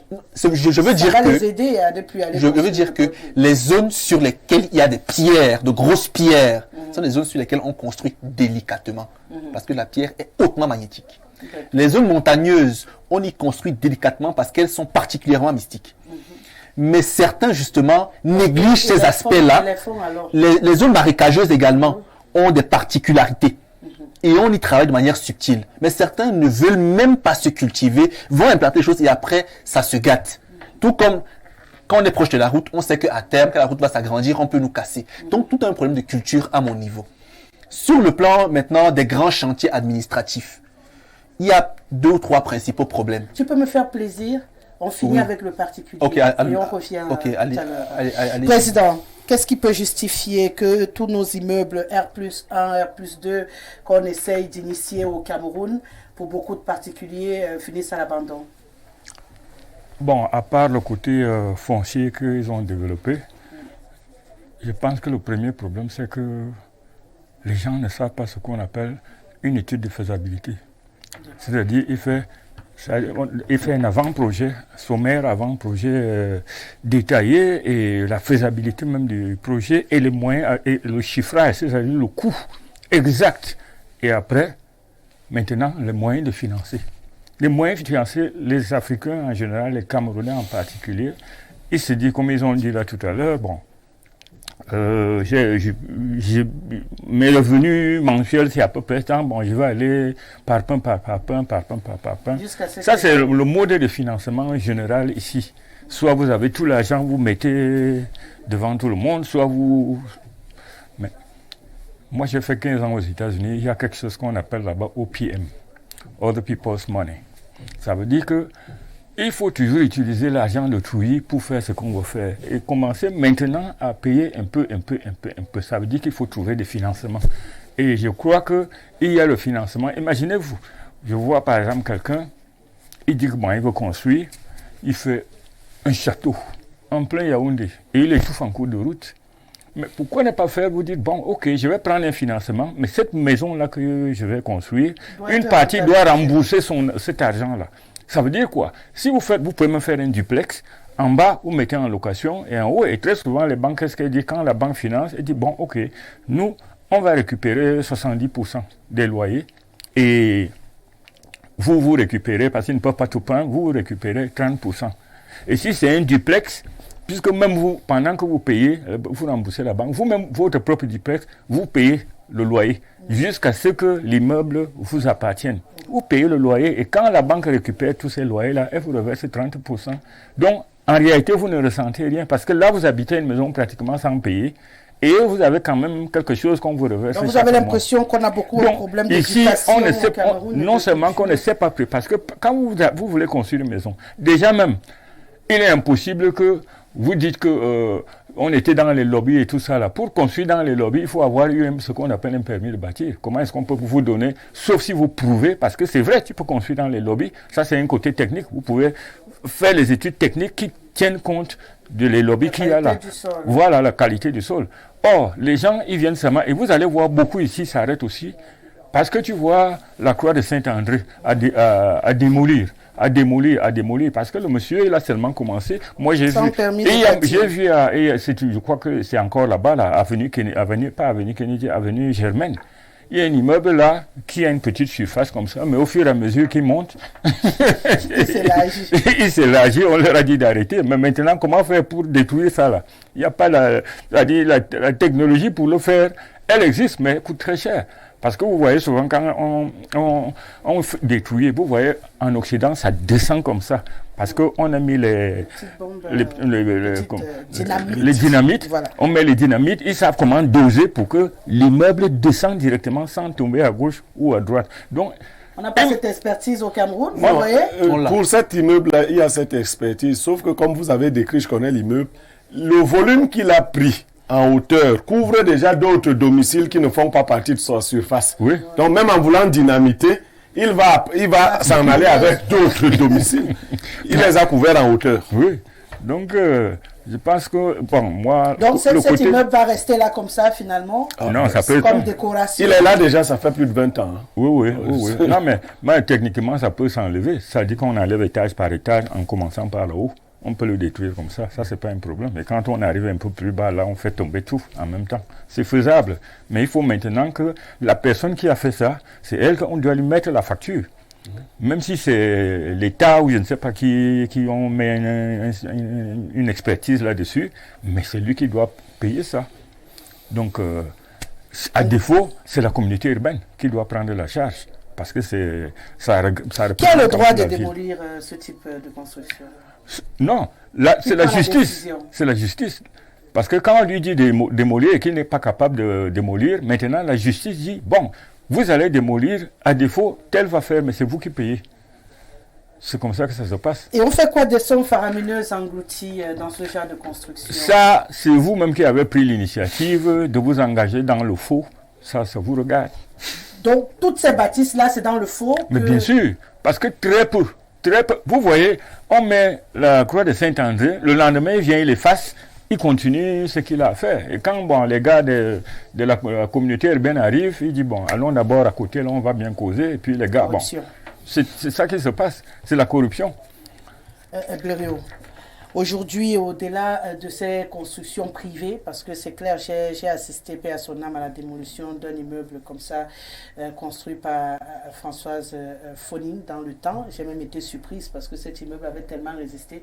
On cassait à côté, on esquivait, et finalement, un jour, on a fini par casser cet immeuble. Au-delà, on se rend compte que le phénomène touche également les ouvrages publics. C'est comme, vous avez parlé de mystique, c'est comme un démon qui finalement ne s'arrête pas. Est-ce que c'est pas un problème de personne finalement? Parce que même nos ouvrages publics démarrent, ça finit pas. Si je commence à citer ici, je crois que le matin va nous trouver, que ce soit nos axes routiers, que ce soit nos chers barrages qui jusqu'ici ont englouti des sommes faramineuses sans jamais sortir totalement de terre. Je ne parle pas du stade Olembe parce que là-bas, je crois que c'est même déjà la sorcellerie. Oui, du complexe. Il y a même un stade pour qu'on comprenne qu'arriver au complexe, ça peut un peu long. Parce que même le stade, lui, n'est pas terminé totalement. Donc, tu vas à Douala, c'est grave. Non, du point de vue des constructions dans le domaine du public, oui. La première causalité, c'est la corruption. Pour dire ça de manière triviale, c'est le vol. C'est-à-dire que les gens chargés de mener à bon terme les ouvrages volent tout l'argent. Le professeur Monondiana parlait du mapartisme. Quelqu'un qui me taquinait ici m'a dit, j'idolâtre Joseph-Antoine Bell. Pour ceux qui me suivent depuis très longtemps, j'aime suivre les gens cohérents. Et quand j'apprécie quelqu'un, je me rapproche de la personne pour voir si sa vie est en adéquation avec ses propos. Je vous dis, pour qu'on confie à quelqu'un la gestion des infrastructures, la personne qui lui a confié cette gestion sait que Bell lui-même gère bien ses propres infrastructures. Si vous ne gérez pas bien vos propres infrastructures, c'est quoi gérer une infrastructure? Là, nous parlons des immeubles. C'est pas seulement le construire, mais c'est aussi en assurer la maintenance et même s'il est à usage commercial, la rentabilité. Donc, notre premier problème, c'est la corruption et les Camerounais n'ont pas peur de voler. Quand on met de l'argent quelque part, ils estiment toujours que le budget est largement suffisant, on peut le ponctionner comme on veut et que ce qui restera permettra toujours d'achever la construction. Sauf qu'à chaque niveau, à chaque palier, il y a encore un voleur plus vorace que les prédécesseurs. Donc, vous volez au niveau de l'étude du marché, c'est 102 milliards. Vous dites, mais les 2 milliards du dessus, là, font quoi là-bas? Je peux retirer 2 milliards. Ce n'est pas un problème. Mais au fur et à mesure que le projet monte, les gens retirent de l'argent. À terme, comme on a peur de personne, on a volé cet argent pour l'orienter vers d'autres registres. Et l'ouvrage même est à l'abandon, bien évidemment. Le président Paul Biya, qui ne punit pas vite, parce qu'il a son temps à lui, donne donc le temps. Et puis, il ne peut pas s'occuper. Il ne peut pas donc penser à tous ces voleurs-là à la fois, puisqu'ils sont aussi chapeautés par d'autres voleurs. Et puis, il n'appartient pas à un premier voleur de dénoncer un deuxième voleur, de peur que toute la chaîne ne soit dénoncée. Cette mentalité qui consiste à ponctionner le budget des établissements publics nous a conduit à cette chose. Mais même de ce côté-là, on peut encore évoquer la mystique. Vous savez, vous pouvez être à un poste administratif parce que vous n'y êtes pas bien arrivé ou que vous n'êtes pas bien assis. Quelqu'un vous fait des jeux qui font en sorte que tout ce que vous entreprenez n'aille pas jusqu'au bout. Exactement. L'État au Cameroun croit qu'il est un État moderne, alors que c'est un État, bon, pas villageois, mais un État archaïque. Il refuse de régler les problèmes. Vous voulez faire un gros investissement et vous vous moquez des populations. Vous envoyez les corrompus bouffer l'argent des populations et ces populations ne sont pas bien indemnisées. Ouais. Il y a parmi ces populations des gens capables de gâter les travaux. Donc, le vieux, il s'assoit là, il dit, bon, ça va, je vais voir comment la route va passer ici. Vous venez vous asseoir à Yaoundé, vous dites que vous avez envoyé les Chinois. Les Chinois tournent sur place, ça n'évolue pas. Voilà une autoroute depuis à peu près 14 ans qui est à 63 km. Mais ce n'est qu'au Cameroun qu'on a vu ça. Bon, heureusement que chez vous, quand on vous tape chez vous, vous dites que vous allez taper les gens chez eux. Bon, mais ce n'est qu'au Cameroun qu'on a vu ça. 14 ans, 63 km. Cette autoroute doit faire à peu près 230 km. Si vous divisez 230 par 60, vous trouvez à peu près 4. Ça n'atteint pas, mais donc vous multipliez 14 fois 4, vous verrez l'année de finition. C'est-à-dire le premier tronçon sera déjà vieux et gâté. Quand on sera... Non, c'est pas sérieux. Il y a des questions à résoudre, il faut les résoudre en amont. Mais tout cela, c'est une chaîne. La corruption a gangréné le système à tel point que cela ne fait même pas mal aux gens. Les gens vont te dire, mais si jusqu'à Douala, à 63 km, nous avons réussi déjà à voler plus de 100 milliards, ça veut dire qu'on en a encore à voler. Et comme celui qui finance cette affaire a au moins un peu de honte, il se dit qu'il doit le terminer à tout prix. Il va toujours y mettre de l'argent. Je ne souhaite pas être à sa place. Encore, il est là, à cette place quand j'étais encore bébé. Mais si j'étais à cette place-là, ce qui pourrait arriver un jour, si j'étais à cette place, parce que je n'ai plus peur de dire ce genre de choses, si j'étais à cette place-là, ceux qui sont chargés d'animer un tel projet, je vous ferai construire cette autoroute. Même avec le sang de vos enfants, vous construirez cette autoroute.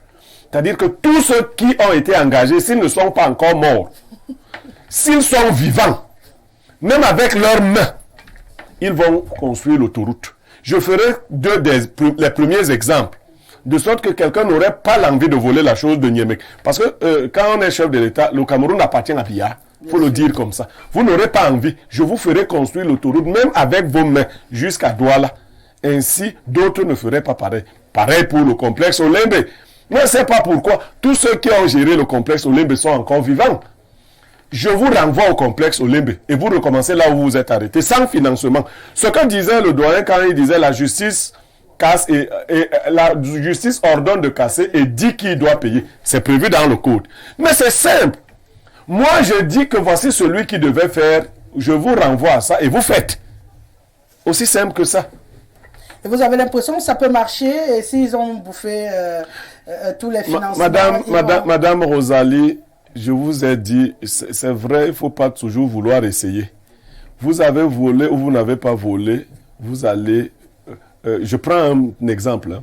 Quand j'étais dans un institut supérieur comme SGA, une étudiante est venue me dire qu'elle avait donné l'argent à un enseignant pour payer sa scolarité. Je n'ai déjà pas compris. Elle m'a expliqué, c'est lui son... Bon. Et l'enseignant, il y avait des preuves que cet enseignant avait perçu cet argent. J'ai appelé l'enseignant qui a voulu d'abord nier pour un début. Ensuite, il a admis avoir perçu l'argent, mais il s'était engagé à rembourser, il ne remboursait pas. Je lui ai dit d'aller payer la scolarité. Je ne lui ai pas demandé comment. En le regardant seulement dans les yeux, avant la fin de la semaine, il avait payé. Donc, vous allez payer. Je ne voulais pas savoir où il prendrait l'argent et autres. De toutes les façons, il a payé. Et c'est comme ça que moi, je règle mes questions. Vous payez. Vous construisez mon autoroute. C'est comme ça. Mais travailleurs, nous parlons des chantiers à l'arrêt. Je vous ai donné l'argent de la dalle. Vous allez faire la dalle. Même s'il faut faire ça avec le sang de vos enfants, vous allez faire la dalle. Et le jour de la dalle, vous serez là en train de faire la dalle, vos enfants en train de pleurer, vos femmes en train de pleurer, mais vous serez en train de faire la dalle. Et avec les matériaux bien précis, vous serez en train de faire la dalle. Lorsqu'on vous connaît comme ça, on ne s'amuse pas avec vos choses. On dit toujours que la chose de celui-ci, si tu t'amuses, ce ne sera pas bien. On parle là d'impunité, président. Il parle de corruption, bon, de vol, pour faire plus simple pour les téléspectateurs. Il parle d'impunité. Je crois que c'est le gros problème que nous avons au Cameroun, le fait de toujours tolérer, comprendre, tolérer à tous les niveaux. Hein, ce problème crée véritablement des limites. Aujourd'hui, on a tellement d'ouvrages qui auraient pu. Et je rappelle que la date de remboursement est déjà arrivée. Ça veut dire qu'on va commencer à rembourser les emprunts que nous avons eu à contracter. Et pourtant, tous les ouvrages engagés jusqu'ici pour la majorité ne sont pas rentables. Non, moi je crois que, bon, je n'irai pas jusqu'à dire aller construire avec les mains parce que je ne vois pas comment ils le feront. Donc, tu comprends. Parce que moi, là je parle en tant qu'homme politique. Oui. Dans notre machin, on va instituer la peine de mort. Quand vous prenez de l'argent, les deniers publics, ou la corruption, c'est-à-dire l'argent que vous avez. En Chine, c'est comme ça. En Chine, vous êtes condamné à mort et on vous exécute. Quand il y a 2 ou 3, je me rappelle, les années 70, le président Aïdjo à l'époque avait fait voter une loi où, c'est-à-dire tout vol avec effraction, condamné à mort. Et on a même exécuté 2 ou 3 gars. Ça reprend encore aujourd'hui, mais il y a 2 ou 3 gars qui ont été exécutés à la place publique. Et je pense que ça reprend et ça nous coûte nos bâtisses, nos projets. Oui, anyway, c'est ça donc que je dis qu'à ce niveau-là, il faut d'abord, avant même d'arriver au suivi, il faut d'abord, comme on a dit tout à l'heure, il faut d'abord ce qu'on appelle une étude, une bonne étude. Parce que très souvent, par exemple, l'autoroute, moi j'ai vu les Chinois avec les chefs chantiers qui étaient là pour l'autoroute là. Comment il peut dire qu'ils n'avaient pas su que à tel endroit il y avait des pierres, c'était pas prévu, donc il faut d'abord qu'on casse les pierres là. Mais attends, mais quelle est cette étude de faisabilité là? Et cette histoire là que c'est l'administration qui fait les études, moi j'ai jamais vu ça. Je n'ai jamais vu ça. Vous avez de l'expertise, comme il a dit tout à l'heure, que bon, ils ont un cabinet qui fait ceci, mais on ne fait pas ça. C'est un cabinet qui prend et qui revient. Parce que quand vous envoyez les fonctionnaires, le gars arrive là, il va à l'hôtel, il a les frais de mission, et après il rédige un petit truc là, il revient, il dit c'est fait. Et puis le coût, bon, à peu près un sac de ciment, ils appellent ça la mercuriale, machin là, qui ne fait que des prix comme ils savent. Parce que quand tu prends un sac de ciment à 17 000 francs et que c'est dans la mercuriale, je crois quand même que c'est une blague. Théoriquement, ces histoires de mercuriale ne devraient plus exister. Ça veut dire que sur le marché, vous savez que ça coûte tant sur le marché actuel. Donc, il y a d'abord qu'il faut des projets bien étudiés, par une vraie expertise. Mais on a créé une commission de maturation de projets dernièrement. Non, mais c'est ce qu'il condamne, Rosalie, si vous permettez. Lorsqu'il parle des cabinets d'expertise, la loi prévoit, quand c'est donné à un cabinet d'expertise, c'est là qu'il faut revenir. Le cabinet qui a échoué l'expertise paye. Oui. C'est pour cela, oui, c'est ce que prévoit la loi. C'est pour cela que les cabinets ne s'amusent pas. C'est-à-dire que si un cabinet vous fait une mauvaise évaluation d'un projet, le cabinet paye le surplus. Oui, et vous savez même encore, quand on parle de cabinet là, vous allez voir. Vous voyez par exemple dans les travaux publics, vous voyez c'est ça qui tue par exemple les chantiers navals. Parce que, ou bien le mat génie. Le mat génie, théoriquement, quand l'État paye un projet, il faut louer le matériel au mat génie. Mais vous voyez des sociétés écrans qui sont là et qui louent ce matériel-là. Et le mat génie n'a pas de contrat. Vous comprenez? Donc, et même au niveau de ces cabinets-là, vous voyez quelqu'un il est au courant qu'il y a un tel projet, il crée une société écran là qui est un cabinet avec quelques gars là, et puis c'est lui qui ramasse encore le marché. C'est pour ça, c'est qu'on a dit, quand vous avez donc fait ça et que votre étude a été mauvaise, l'argent que vous avez bouffé, vous remboursez ça. Et c'est la loi qui agit. Et on saura exactement qui est réellement derrière ce cabinet-là. Et vous avez l'impression qu'on n'arrive pas à le faire depuis pour tous les projets en arrêt là, pour les relancer? On ne le fait pas. Parce qu'il n'y a pas un suivi. Parce que théoriquement, quand le projet a commencé, il faut un suivi. Même un cabinet, suivi évaluation. Un suivi évaluation. Et c'est fait encore par un cabinet et pas par l'administration. C'est un cabinet qui le fait. Il faut arrêter le fonctionnariat dans l'investissement public. Exactement. Vous verrez, on va arriver là. Le DG de Camboite est en train de mener la Camboite vers ce qu'on va appeler la fermage. Aujourd'hui, il faut offrir cela au cabinet d'experts. Oui. Avec tout ce que la loi prévoit. Le fonctionnaire, Madame Rosalie, quel est son problème? Lui sait qu'il aura son salaire à la fin du mois. Si ça ne marche pas, c'est pas son problème. Ce n'est pas son argent qui est dans cette affaire. Ce n'est pas son honorabilité qui est dans cette affaire. Non. Ce n'est pas sa réputation qui est dans l'affaire. Donc lui, il va à Ebolova. Il dort dans le grand hôtel du Comice. On paye 45 000 la journée. Il s'empiffre, il est avec les femmes. Il écrit n'importe quoi sur son ordinateur. D'ailleurs, il va avec un jeune. Lui-même ne sait même pas utiliser l'ordinateur. Il rentre à Yaoundé. On dit qu'on a fait une expertise. Le chantier ne marche pas. On l'affecte, il quitte tel département pour tel autre département. Ce n'est pas son affaire. Mais c'est parce que Madame... Allez-y. Les problèmes sont de divers ordres. Hein. Donc vous voyez une autre cause Non, pas une autre cause, mais une organisation particulière de ces causes. Sur le plan administratif, le problème depuis 60 ans, c'est le retard dans la mise en œuvre de la décentralisation. Il y a une hyper-centralisation des projets au cœur du secteur public central qui fait en sorte que ce soit les mêmes personnes qui décident jusque dans l'arrière-pays.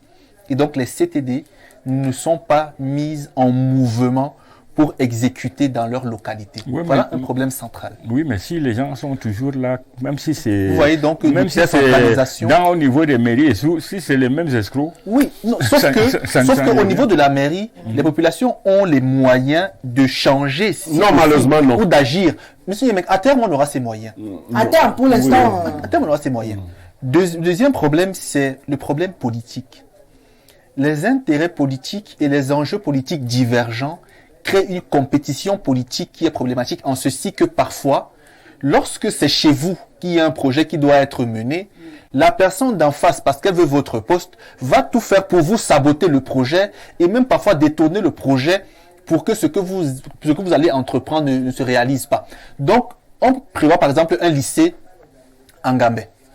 Le ministre en charge ou le directeur en charge va dire non, on l'amène en Dôme parce qu'on doit me voir comme étant celui qui doit agir. Du coup, il y a un saupoudrage qui est fait, une mauvaise gestion qui est faite pour que celui qui a détourné le projet pour le réaliser de manière non aboutie plaise aux yeux du gouvernant central pour qu'on le nomme éventuellement. Vous voyez ce que je veux dire? Donc, la compétition politique fait en sorte que beaucoup ne travaillent pas de façon substantielle mais de façon légère, de manière à toujours plaire aux dirigeants en place. Donc, en fait, des gens qui travaillent pour faire plaisir au président. Oui, bien sûr. Mais ça peut faire plaisir au président que vous échouez dans les Voilà. projets. Puisqu'il n'a même pas réellement la bonne information, et vous le savez pertinemment. Maintenant, sur le Donc, plan... le président, lui, n'est jamais informé. Non. Mais il Malheureusement, informait que ceux qui mettent sur le terrain complexe de parfois Lembe n'est jamais ne terminé. sont pas réellement... C'est lui-même qui portés avait à parlé une de bonne glissement. information. Par rapport à Oulembe, il est aujourd'hui clair qu'il n'a pas tout su. Non, vous savez Comment? que C'est des- évident. Quand il y a eu le glissement, Oui, c'était justement parce qu'on je n'a vous pas dis- pu réaliser. Monsieur Basson, est-ce que vous avez souligné le souci que nous avons avec les fonctionnaires? Oui, Les les fonctionnaires ne rendent compte à personne. Voilà. Du coup, ils sont dangereux dans l'investissement public. En principe, il ne devrait même pas être. Le dernier point, c'est le plan juridique avant le plan. Sur le plan juridique, justement, là les fonctionnaires rentrent. Les conditions d'attribution des marchés au Cameroun. Pourtant, il y a un Il code. parlait d'entreprise Justement, écran il y a tout à un l'heure. code qui le prévoit. Ouais. Il y a des textes qui le prévoient, des arrêtés, des circulaires directifs qui prévoient comment Vous cela savez, s'organise. monsieur Bernard Basson, Oui, qu'au madame. Cameroun, on a des tests magnifiques. C'est dans l'application que c'est. C'est ce que je dis donc. Je dis bien, les Est-ce que choses tu sont fais prévues. seulement les tests ou on sera Non, d'accord je avec dis vous? les textes sont pourtant bien clairs, mais l'application pose problème de manière à ce que l'attribution de ces marchés est faite au copinage, au réseautage, au lobby. On l'a vu avec les stades. Et du coup, à terme, on a des personnes qui n'ont parfois même pas la compétence et qui ont surtout le vice d'agir de manière désordonnée parce qu'elles savent qu'elles sont protégées par des personnes, on va dire, entre guillemets, Est-ce que des en haut solutions lieu peuvent être politique. trouvées pour limiter les Pour le moment, non. Non. Il faut être fataliste pour le moment. Pour le moment, non, parce que le dirigeant en place, malgré sa grande sagesse, n'a peut-être plus la poigne suffisante pour taper suffisamment fort. Moi, dans ma vie, j'ai eu à faire quelques bêtises, hein, et elles m'ont coûté cher. Quand ça te coûte cher, tu apprends. Et il faut taper fort. Mon fils, il sait. Parfois, quand il gaffe, quand je tape fort, il dit oui, le père, tu as cogné, j'ai senti. Quand on ne tape pas fort, on n'arrive pas à se bouger. Il y a un silence violent qui secoue les consciences. On t'enlève. Mais parfois, on enlève certains, ils ont toujours beaucoup d'argent. Il faut taper fort, venir prendre tout ce que tu as investi, te forcer à faire ce que tu devais faire, comme il m'a dit tout à l'heure là. Si tu devais faire quelque chose, tu vas la faire, cette chose-là. Donc aujourd'hui, le problème, c'est que pour le moment, on n'a pas de solution. Mais il faut travailler à éduquer les jeunes, à éduquer les masses, à éduquer les hommes pour préparer un Cameroun de demain. Le Cameroun d'aujourd'hui ne prévoit rien de positif pour l'avenir. Non, Ça, moi, il faut le si dire. vous- Faut confirmer. Oui. Je voulais ça J'arrive. Oui. Me permettre, vous Non, confirmez? je dis il y a des solutions. Un peu de Vous n'êtes pas péremptoire Non, comme. un peu de levain fait lever toute la pâte. Je vous ai souvent dit ici, on n'a pas besoin de 100 personnes pour surveiller les Camerounais. On a besoin de quelques Camerounais intègres. Et les Camerounais eux-mêmes n'aiment pas les gens intègres. Ça, c'est ce que j'ai constaté par contre. Mais on n'a pas besoin d'être aimé si on est intègre. On a besoin d'amener les gens à faire ce qu'ils doivent faire. Les Anglais disent, pour parler d'éduquer quelqu'un, ils ont une autre façon de le... To dress somebody. Ça signifie que vous prenez un vêtement que vous avez choisi pour quelqu'un, vous lui dites, vous allez porter ceci. Comme on vous fait porter un vêtement qu'on a choisi pour vous. On ne veut pas savoir si vous n'aimez pas les courtes robes, si vous n'aimez pas les jeans serrés. On vous dresse. On vous met un vêtement. Donc, il faut mettre un vêtement aux Camerounais. Il faut donc mettre à la tête des structures des hommes intègres. Ils vont irradier la structure. Parce qu'un homme intègre ne passe pas un marché à ses copines, parce qu'elles sont ses copines. Il fait les choses de manière correcte. Madame, ce que monsieur Niak oublie, il sait. Ce qu'il oublie, c'est que je viens de dire que actuellement, le board, c'est-à-dire le leadership politique, justement, est constitué de personnes qui ne sont pas toujours... Donc, vous avez l'impression intègres. qu'au Cameroun, parmi tous ceux-là que vous Non, appelez. la il n'y a majorité, personne il dit qui qu'il en soit- faut 2 ou 3. Aujourd'hui, il y a un système de reproduction qui est manifeste. Bon, Ça veut vous dire êtes que intègre. le DG... Vous êtes intègre. Je ne peux pas le dire de manière aboutie. Non, donc c'est pas Je que peux vous faire des dites bêtises. vous-même que vous dites je suis intègre. Non, moi je Et suis monsieur intègre. Niamé est Oui, intègre. non, moi je suis Donc intègre. quand il dit qu'il faut quelques personnes pour les positionner, c'est pas pour dire que non, Madame, toujours ceux qui monsieur, sont assis justement, au il ne pouvoir. sera pas positionné. Moi, dans l'ensemble, hein, Ouais. ceux qui me connaissent savent que je fais très peu de bêtises. Mais c'est pour ne pas être orgueilleux et vantard que je dis de manière... Voilà. Je dis bien, aujourd'hui, il ne sera pas nommé pour le moment. Et il le sait. Parce que l'environnement n'aime pas les gens Justement, donc c'est ce que je veux dire. Je veux D'accord. dire que pour le moment, non, il y a à craindre parce que ceux qui désignent les DG ou les directeurs sont ceux qui se rassurent de ce que ceux qu'on nomme ont le même niveau de compromission qu'eux-mêmes. Mais moi je suis déjà nommé. Hein. Je suis DRHI. Voilà. Donc je suis déjà nommé. Je dois montrer mon intégrité à ce niveau déjà. Voilà. Et après, on verra la suite, président. Non, moi je crois que On c'est peut- une on peut décision. encore faire quelque Si, chose, on on peut peut- le faire. Il suffit pour le président Biya aujourd'hui, 2 lois. La première loi, c'est-à-dire que la NIF, la CONAC, tous ces organes d'investigation, non, on les remet directement au ministère de la Justice. Ils n'ont plus rien à envoyer à la présidence. Dès qu'ils finissent l'enquête, ça dépendra procédure. que bon, c'est toi que je prends aujourd'hui, prenez-le. L'autre qui l'attend d'abord jusqu'à ce qu'on ait un problème avec lui. Donc, tout va, c'est-à-dire que ce sont des trucs raccordés au ministère de la Justice. Le FBI, quand on vous prend, quand ils font l'enquête, on n'envoie pas au président. C'est directement à la justice. Deuxième chose qu'il faut faire, le président de la République ne devrait plus être président de la magistrature suprême. Ça veut dire que ce n'est plus que parce que tu as fait un petit peu quand le rapport de la Chambre de elle a sorti le truc sur le Covid. Rapport avec n'importe quel magistrat peut se saisir du dossier. Mais ils ont peur que on peut envoyer ton nom et on t'envoie substitut quelque part le plus loin possible. Or, quand c'est le corps des magistrats qui nomme, qui se réunit et qui nomme, ce n'est plus... C'est un petit peu comme entre les avocats. Entre les avocats, les avocats ne peuvent pas se réunir pour punir injustement un autre avocat. C'est pas possible. Donc, quand vous mettez donc ça que le corps, la magistrature suprême est gérée par les avocats, les magistrats eux-mêmes. Où eux-mêmes ils élisent le président, le vice-président, je ne sais pas. En fait, que le président soit reconnu par avec ces deux-là, c'est-à-dire que c'est relié, les organes d'investigation sont reliés directement au ministère de la Justice. Et en plus, le président n'est plus le président de du conseil. Je vous dis que beaucoup de choses vont avancer. Et on met en plus, la dernière chose que j'ai dit, que je redis, il faut une loi, c'est-à-dire être capable de condamner quelqu'un à mort et de l'exécuter. Parce que quand vous vous permettez 280 milliards, comment, entre nous, quand vous prenez dedans 70 milliards, vous faites quoi avec? C'est-à-dire, c'est un crime abominable, comme on dit. Le problème majeur des chantiers privés est que les clients, pour la majeure partie, ont une vision lunaire. Le chantier n'est pas une équation de droite qui est linéaire, c'est non plus des équations finies. La construction est une série d'inéquations complexes à résoudre. Combien de clients particuliers acceptent de payer le coût des études? C'est un téléspectateur qui dit. Madame, le Cameroun est un stock de bandits qui aiment trop la jouissance. Je ne sais pas pourquoi Paul Biya s'est engagé à lutter contre le coronavirus au lieu de lutter contre la mentalité des Camerounais. Tout commence d'abord par la mentalité. Les gens sont malhonnêtes dans l'âme. Aboubakari Adamou, voilà. Il a juste répété le message 2 fois. On va prendre vraiment quelques-uns avant de se quitter. Madame Rosalie, salut à vous et à votre panel.